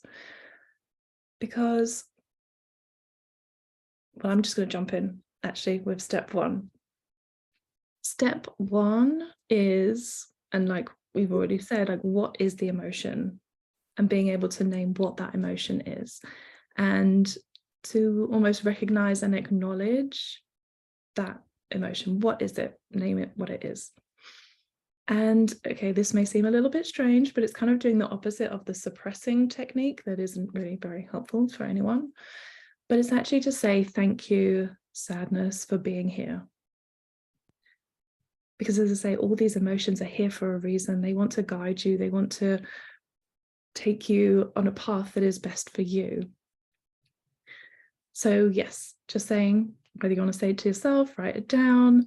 Thank you, anger, for being here and wanting to guide me. So this is a really powerful step in itself. And if this is the only thing you take away from my part, like just saying thank you to this emotion for being here. And, you know, it's exactly almost the opposite of this squashing down, distracting, ignoring technique. Where am I on? Step 1, acknowledge. Step 2, thank you. Step 3 is maybe the tricky part, is to work out what it is this emotion wants you to do. So you might start with journaling if that's your thing. How am I feeling today? Work out what the emotion is. Or you might write at the top of your page, I really love this one. It might be worth jotting this one down because it's a bit of a long one, but it's hello, sadness. I'm here. I'm listening. You're safe here. What do you want me to know? And then just writing and seeing what comes up, because sometimes it can be a little bit like, yes, I have this sadness, but what actually does it want me to do? And so when we're thinking about these emotions in a different way, thinking all of these emotions are trying to help us, what is sadness? I know sadness came up a lot. What is that actually trying to tell me? So sadness wants you to find or to take the time to heal. Because how many of us, you know, we feel this sadness and we just want to distract ourselves away. We want to fill our mind up with other stuff. We're always 100, like going at 100 miles an hour, super, super busy. Whereas actually what sadness wants you to do is go and like have a cry. Go and take some time out by yourself. Go and have a sleep. You know, who doesn't feel better after having a good cry, having a little nap? Or is that just me? I don't know. It's about taking yourself away from the busyness and actually slowing down, take some time to heal. Because, you know, crying, the tears are actually healing as well. And yeah, that's part of the acknowledgement in that sadness. Can I repeat step 3? Yes, I can. So step 3 is working out what this emotion wants you to do. What is the message? Where is it trying to guide you? And that might be helpful to journal. How am I feeling today? It might be helpful to journal, hello, sadness. Is this journaling prompt that I really love? I think I say this differently every single time I say it. Sorry, Bex. You keep saying hello, sadness, and I just wanted to finish this with my old friend. I also heard this amazing. So I'm in addiction recovery, which probably lots of you know already. And when I first went in, I cried and cried through meeting after meeting after meeting. And then I'd be like apologizing for it. And I remember someone coming up to me, like one of the old timers at the end, saying, crying is watering your soul. Oh. And after that, I was like, oh my God, that's so true. It's like a really nice way to think of it. And now I cry nearly every podcast episode still. And now I just think of it as like, it's a good experience. It's watering my soul. Yeah. Oh, I love so if that helps you reframe it from trying to hold it in to actually, it's really good to let it go, let it all out. Yeah. Yeah. So important to reframe that sadness, because as I was talking about, you know, people think it's weakness in ourselves. You know, if we are feeling upset, we're like, oh no, I'm sorry, I feel really embarrassed. But actually, if our friend was showing emotion, you'd think, wow, you're so brave for what you're going through. You're so brave for showing me with, you know, with this, how difficult you're finding this. So it's about, you know, reframing how we think of sadness in ourselves. Yes, so much shame around crying. Yeah, absolutely. But it's shameful for us, but it's not shameful if we saw someone else do it. Does that make sense? I think that's so true of how we see it. I want to keep an eye on these comments. Oh, Fiona said, any examples of step 3 for feelings like anger and jealousy? Yes. Oh, yeah. So anger's message is, so many of us see anger in an unhelpful way. We see it as aggression, like are we all women here? I don't know, but especially as female, we shouldn't get angry, we mustn't get angry, when actually, people who don't get angry, they kind of get walked all over. It's normal for us to feel angry. Anger is there when it feels like we're being treated unfairly. And what is more unfair than what you're going through right now? And so it's totally normal for you to feel anger, and anger wants to motivate you to take some kind of action. And so many different examples about what that action could take. Action to help you feel like, I am somehow being treated more fairly in this, or if it's like phoning up your GP to chase up those test results, whether it's as Charlotte was saying, putting up a boundary. Every time I see this person, they really piss me off with what they're saying. So is that, what action do I need to take so that I can prevent that from happening? Do I need to speak to them about the way that they're speaking to me? Do I need to distance myself from that person? So I hope that makes sense for you. I feel like I really want to read all these comments, but is someone else? They are, it's really, yeah. Mm. There's, what about jealousy? What's jealousy's purpose? Jealousy is so tricky. Jealousy, I would kind of link together with guilt as well, because they're very internal. That actually, is it jealousy that we're feeling? Or because guilt and jealousy, shame as well, they are the kind of the masker emotions, I would say. But actually, if we look behind the jealousy or behind the guilt, what would the actual emotion be there? Because it's easy for us to feel guilty. It's like, of the difficult emotions, it's easier for us to feel jealousy perhaps than actually what is it that we're feeling. Is it actually a sadness? Is it fear that it's never going to be my turn? Because does that make sense? So sometimes with those ones, I often think there's something else behind that emotion actually. Like, would it be fair to say that they're sort of racket emotions, that they're like not they're being disguised, they're being hit elsewhere? Exactly. Yes. Yeah.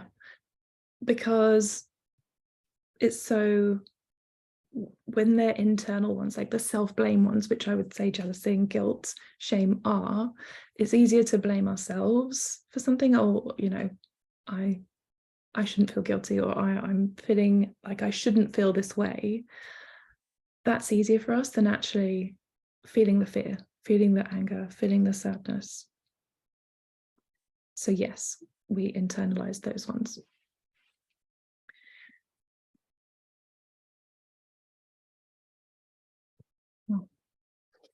Again, trying to read these messages as well. Where was I up to? So I've done set 1, set 2, set 3, and step 4. Everyone ready for step 4? I'm so angry with my husband. Yeah. Yes, and it's tricky actually. Well, that comment has just reminded me that our emotions, they are meant to reflect right now. And so often these days, our emotions are about perhaps something that's happened in the past, and we make judgments about the information that we have now, and we think, well, I should have made a different decision 2 years ago, but we didn't know then what we know now. So we can have a lot of self-judgment about that as well. So often our emotions are not present. They're about the past, something that we can't change, or they're about the future, which may or may not happen, usually worst case scenario, I'd say. So the fear, the anxiety, the stress, it's all coming from this hypothetical future that may or may not happen, but we're feeling that emotion like it's happening right now. So I'm just going to suggest to you to notice, is this emotion coming from right now, Or is it about a scenario that I'm making up about the future, which may or may not happen, and trying to make it into right now? That's like what we were talking about yesterday, isn't it, Laura? What you were making me read, that you were sending me and making me read about getting anxious and het up about something because it's of the knock-on effect. You know, if I do this today, if I do this, it might mean that, and it might mean that. And what happens if, and suddenly you're 15 years down the line with this sort of predicted situation that you don't have a clue whether it will be like that. And most probably it won't. It will be better, it will be worse, but it will be different. So it's sort of a waste of time. Yeah, Absolutely. Yeah, totally agree with that, because you can make up so many hypothetical situations in your head, and that's where it becomes so overwhelming. That's when the anxiety creeps in as well. That which one is it going to be? Anxiety is about uncertainty and wanting to feel certain. And, so many of these hypothetical situations just makes us feel overwhelmed, anxious. So focusing on what it is that you know now, what you can do now. Yeah. And that, sorry, go on, Laura. I'm just going to say, I think that's very true of jealousy. You were saying that's sort of like a mask for other emotions. You've got the sadness of the current situation that you're in, the anger about what you've been through, and then this fear of your future. And actually, if you take away that fear of the future, because you don't know, I always said that if I'd have known, if someone had said to me, this time next year, or yeah, you're going to go through some shit, Laura, but in this year you'll have a baby, then that would have made all of that other stuff so much easier to deal with.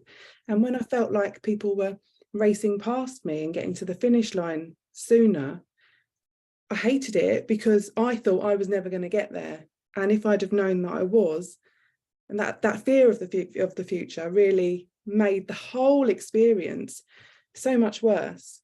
So, but it's hard to get out of that mindset. It's hard to not imagine and not fear and not, hold hope and wonder and things like that. It's that whole like wishing you had a crystal ball, because if you had a crystal ball and you knew it was all going to be okay, you could enjoy the ride, you could enjoy more of life, because you wouldn't be as obsessed with the possible outcome. But it's, as you just said, Laura, it's like, it's when you're in it, when you're in the thick of it, and know this so well, like you can't, it's so difficult to see outward, isn't it? Which is why we're so encouraging within the warriorship to help people explore enjoying life now, enjoying life through creativity, enjoying life through connection, enjoying life through all of the stuff that we offer, just to give you a bit of a break now, because it's important to remember that you are women, as well as going through this specific journey that we're all going through at whatever stage you are also people that need to cultivate and nurture yourselves as women. And I think that's really important to remember. Yeah, absolutely. Well said. It is about enjoying now, and because how many people can relate to that idea of, we just put life on hold and I will enjoy life when I'm pregnant, when the baby's here. And actually we need to be bringing that into now and enjoying what we can enjoy when we feel that way. Nice. Totally lost track of where I am with my steps, to be honest. 4, I think. We're on 4, so we know the emotion, we know the message, and then it's about taking some action. So we might say, I'm feeling the sadness, I know I need to slow down, but I'm still going to keep going at 100 miles an hour. Then not much is going to change.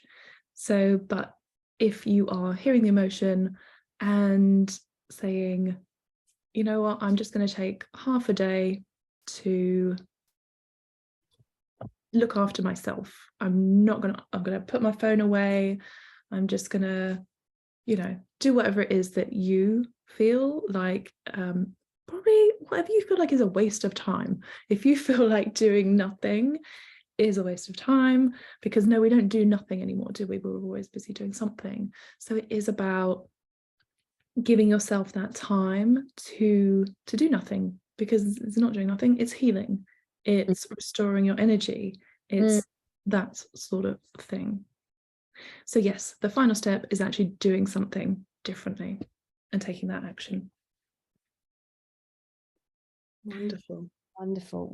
I saw my acupuncturist a couple of weeks ago, and he basically told me that my heart energy is really low. And he said, very similar to what you've just said, he said, what do you actually do for you? And I was like, well, I do loads of exercise. And he was like, no, I mean, that's nurturing, that doesn't expel energy. And I was like, oh, I don't know. You drink a lot of tea, mate, don't you? I do drink a lot of tea, yeah. But things like, for example, like taking a book I'm lucky that I live very close to the sea, but taking a book and sitting in a cafe by the sea and just reading or painting, and I know, Laura, that not you, Laura Buckingham, but you, Laura, you resonates with you, doesn't it? The art and the painting side of things, but that kind of, and the cold water swimming, isn't that Laura that does that? That's Laura as well. Yeah, I was talking about Laura to you, Laura, the other day about I'm like, yes, gonna get Laura involved in cold water swimming and painting and all this kind of.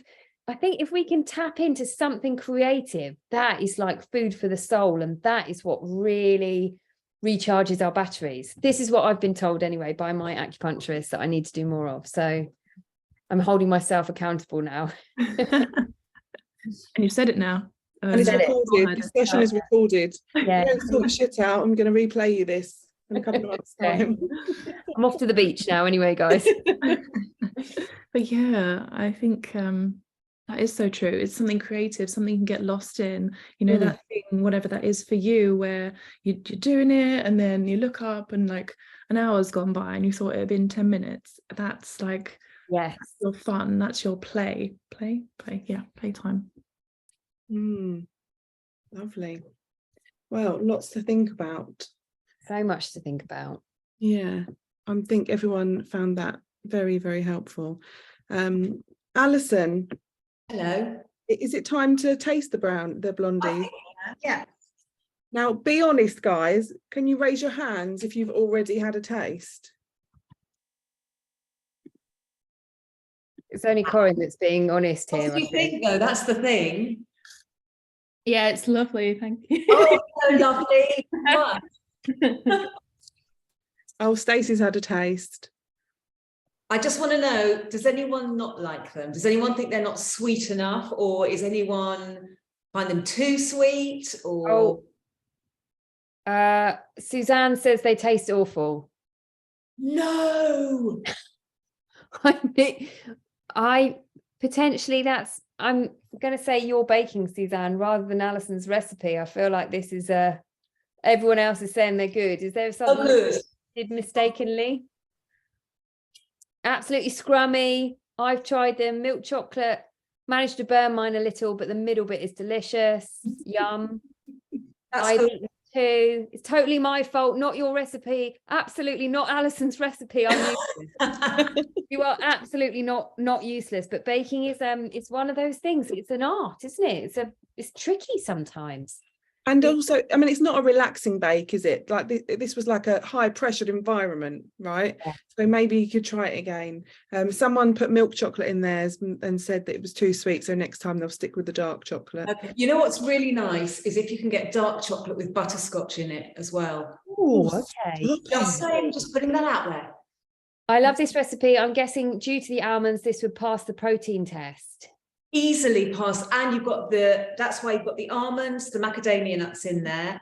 You've got the buckwheat flour, which has got more fibre in it, and it's got the cinnamon. So it passes on every single front. Have you seen Layla's message? Did you reading Layla's when you started laughing? Yeah. Very high pressured. It was like a skit out of Mr. Blobby. I love it. I hope you're not referring to Alison as Mr. Blobby in this scenario, though, Layla. Who's Noel? I've been called a lot of things before, I haven't been called that. Or Noel with your crinkly bottom, Alison. I can't see any of the messages because I've had to put my things so far away so you could see what I was doing. So I've not got a clue what anyone's saying here. So pretty tasty, love them. How do you make it less dry? More yogurt and milk. That's Suzanne again. This is Suzanne. Yeah, we'll send you the recipe. Need some practice, maybe. Poor old Suzanne. Oh, Referring to scenes in my own kitchen, not Alison's. That was about the Mr. Blobby comment. There you go. You see, look, this thing is really good because I'm using it now for just cutting them as well. Oh, perfect. Yeah. That looks like one of those olden day beheading instruments, but I'm guessing it's not called that either. No, I wouldn't, but thoroughly recommend one of those in the kitchen, by the way. How do you Google that? Goodness only knows. I'm sure someone clever knows exactly what it's called. don't chefs use it for herbs? Yeah, Right, they I'm gonna look it up now. Curved two-handled knife. Maybe do you think that- Mandolin? No, that's one of those things that you slice your That's what I was going to say. fingers off with, isn't it? Anyway, thoroughly recommend. It won't cost very much. Easy peasy. You don't need a food processor. It's called a mezzaluna. There we go. Never heard of that before. Mezzaluna. Mezzaluna. Italian. Why you need a mezzaluna knife in your life? Well, I think we've all just I agree. established that. Yeah. Alison, thank My you so partner much. has eaten a huge chunk and he's not keeled over. Is that Suzanne's partner? Yeah, Oh, okay, cool. Nice. a huge chunk of the cardboard. All right. Amazing. Oh, dear. Oh, good. Well, I'm pleased most people like them anyway. Yeah, thank you so much for joining us, Alison. It was, as always, absolutely lovely to see you, and we'll organise some more Q&A sessions in the warriorship, because I Yeah, feel I think like maybe we should make it a regular thing. yeah, Happily. And if you are really, in all seriousness, just lob over any questions and I'm really happy to just answer them. It's not a problem. wonderful. Thank you. Thank You're you. a bloody Alison. star. Right, now that we've all stuffed our face with brownies, should we have a little bit of a relax? Is that what's next? Is that next on the agenda? Yeah, yeah, Right. we're almost done. So yeah, I know we're meant to finish at 4, but please hang around for a lovely meditation. What is it, 10 minutes, Nicola? It's about 10 minutes. Yes. Wonderful. So this is going to be like, so I know someone asked about stress. This is going to be a lovely like stress release. Yeah. Okay, What do so we need get to do yourself to in a make comfy ourselves- chair. Yes. Comfy chair. chair, blanket if you have one. Yeah. That's it. I'm going to don't mute mind. myself just in case I fart or sneeze. Yes. If you fall asleep, that's totally fine. Yeah, you will fall asleep. That's fine. It happens all the time. Nice. Billie Jean, have you already fallen asleep and like slumped down in your chair? Oh no, there you are. I saw an empty chair. I thought you were gone. Getting a Get the old blanket faithful on. blanket. Nice. Of course you are. Of course. Perfect. So yes, just everyone get as comfy as you can be on the chair, bed, whatever you're resting on.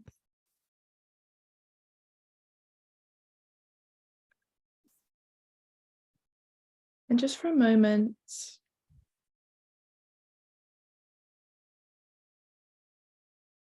notice the rhythm of your breathing.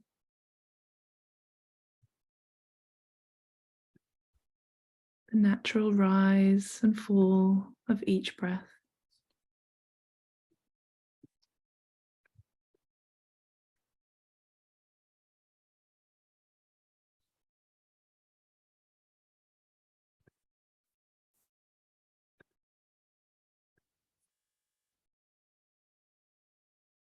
In a moment, I'm going to ask you to imagine certain things. But it really doesn't matter if you find that you can't imagine all of the things that I'm going to ask you to. You might even find that your mind is wandering a bit. So if that happens, just in your own time, come back to listening to my voice. As the sound of my voice will continue to relax you. And it really doesn't matter if you don't hear a word that I say, because very soon now, you are going to be more relaxed than you have ever known.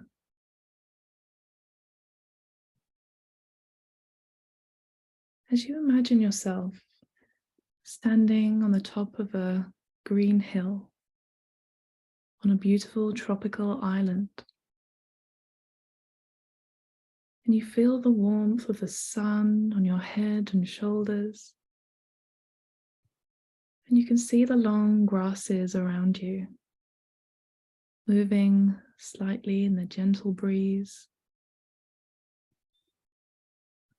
And as you look down the hill, you can see a narrow, winding path that disappears into a small forest. And beyond the forest, you can see the ocean with sunlight from the clearest of blue skies. And it seems like the sun is bouncing off the top of the waves in the bay, so that the whole ocean seems like it's shimmering and sparkling. And it feels like you're being called down this path. So you begin to move easily down the path. And it feels completely safe. And there is a lovely familiarity about this place. With the ferns and grasses brushing gently against your legs as you pass, you just catch the faintest smell of the salty sea air as it breezes past you. And you become aware now of the distant sound of the ocean on the shore. And maybe you can hear the seabirds calling faintly from long away. And you marvel at the deep sense of calmness and tranquility that sweeps over you as you move down and down towards the forest, moving so easily, so effortlessly. And you feel almost as though you are floating on air. And in no time at all, you find yourself drifting through the trees, their leaves closing overhead to form a canopy, their branches making an irregular pattern against the clear blue sky above.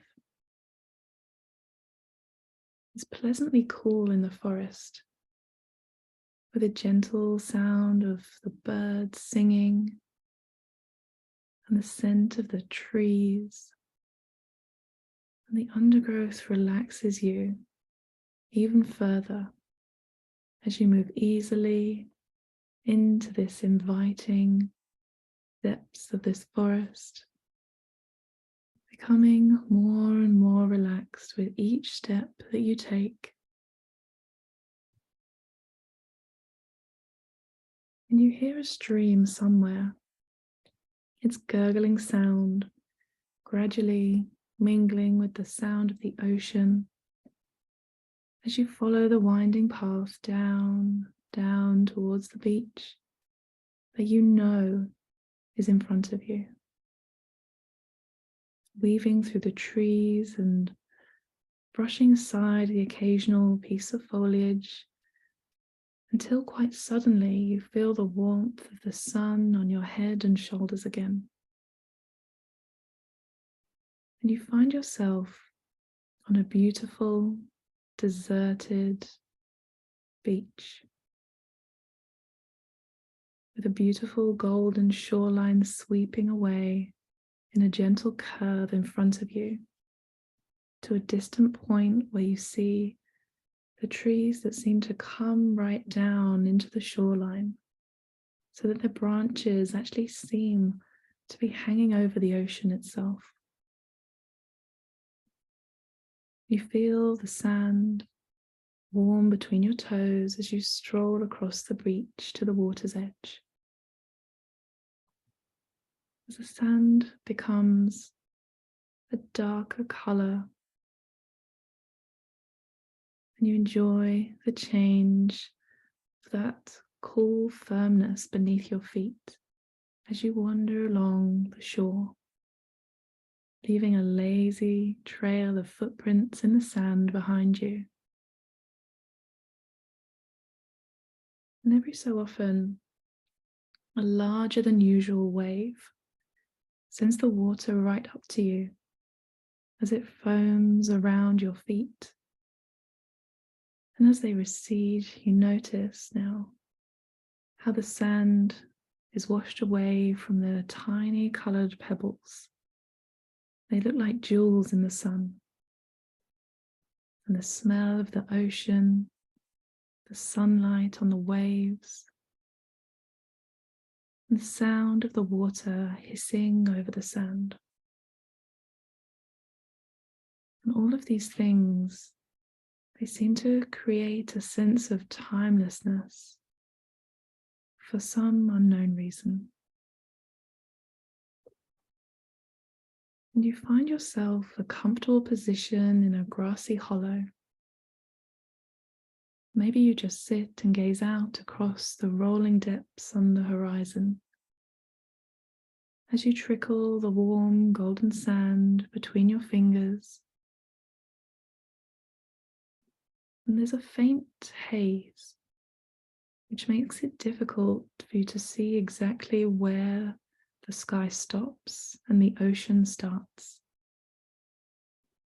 And as you try to work this out, you notice a small white cloud appear somewhere on the horizon. And it comes towards you, towards the island quite quickly, growing larger as it approaches, until it's immediately overhead. The largest, fluffiest, whitest cloud that you have ever seen.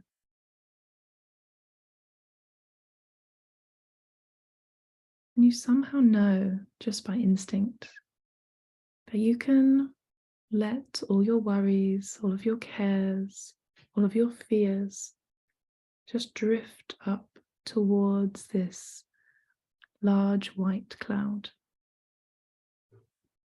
And you can actually see them drifting from you in a long, slow spiral. Maybe like smoke from a bonfire, just spiraling away from you up towards this white cloud. As this cloud absorbs all of your worries into it, swallowing up all of your fears, the anxieties, and becoming steadily darker all of the time until it reaches its darkest.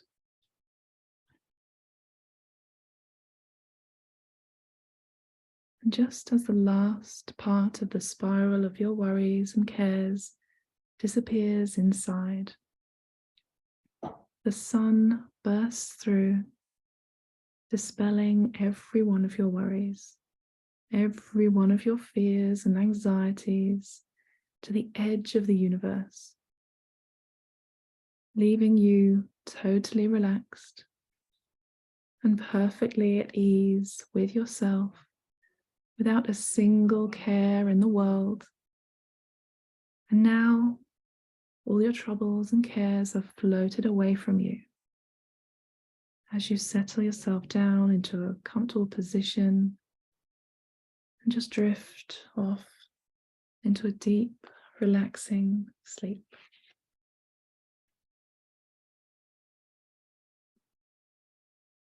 And now that you have enjoyed this wonderful state of relaxation, this wonderfully relaxing time,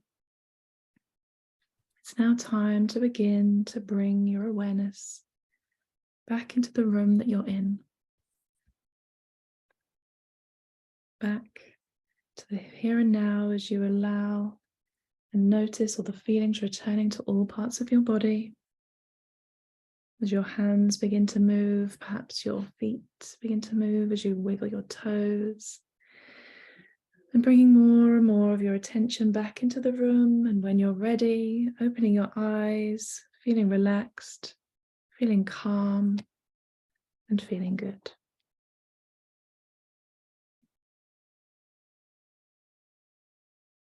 That was amazing. I love your voice, Nicola. Oh, it's so relaxing. Thank you. I think I need to book a holiday on the beach. A tropical island. Yeah, You need to take Nicola with you, though. yeah. Yeah. Talk to you while you sunbathe. Yeah. Hannah's written such a calming Yeah. voice. Yeah, it really is. Really is. And in fact, we're sending, what are we sending? We're sending your Yeah. voice, aren't we? I'm sending my voice to you all. Yes, I've put together 3 really nice relaxations that I have. So one is the one that we've just done, like a stress release. The other is testing me now, a body scan. And another one is like a healing relaxation. So none are fertility related at all. They are just really nice to, drop off to sleep to. Have it on as you're going off to sleep. Following this, we will send you an email with details on how to download them. Nice. Yes. It will be yours for free. Yes. So that. Thanks so much, I'll also Nicola. send you links to, so you can find Alison and Sharla, and also details about the Warrior Hub, the Warrior Ship opening for everyone that attended today. Well, thank you very much, everybody. Sorry we overran. I thought we were going to overrun by more than that. So Yeah, I thought it was going to be 9 p.m. before we finished. And we really hope that has been helpful to you and sort of relaxing on this day. You know, before tomorrow, it can feel like an onslaught. We get that. So we wanted to create something for you guys this weekend. So we really hope that it's been helpful for you. Good. You're very welcome, guys. All right. Well, you know where we are if you need us. Yeah. Hope tomorrow is gentle on you all. Yeah. Sending you all so much love. And as Laura says, you know where we are if you need us. We're not far away. Yeah. There's love. I never know how to end these things. Like, bye. No, you hang up. Everyone's going off to go have a sleep now, to be honest. Go and have a sleep and a brownie, mate. Make some coffee and put your feet up, eat some brownie. Although potentially not you, Suzanne. You might want to give those a miss. Oh, guys, sending you so much love, and we'll catch up soon. Okay. Thanks, Alison and Nicola. Take care. Thank you. Bye. Bye, guys.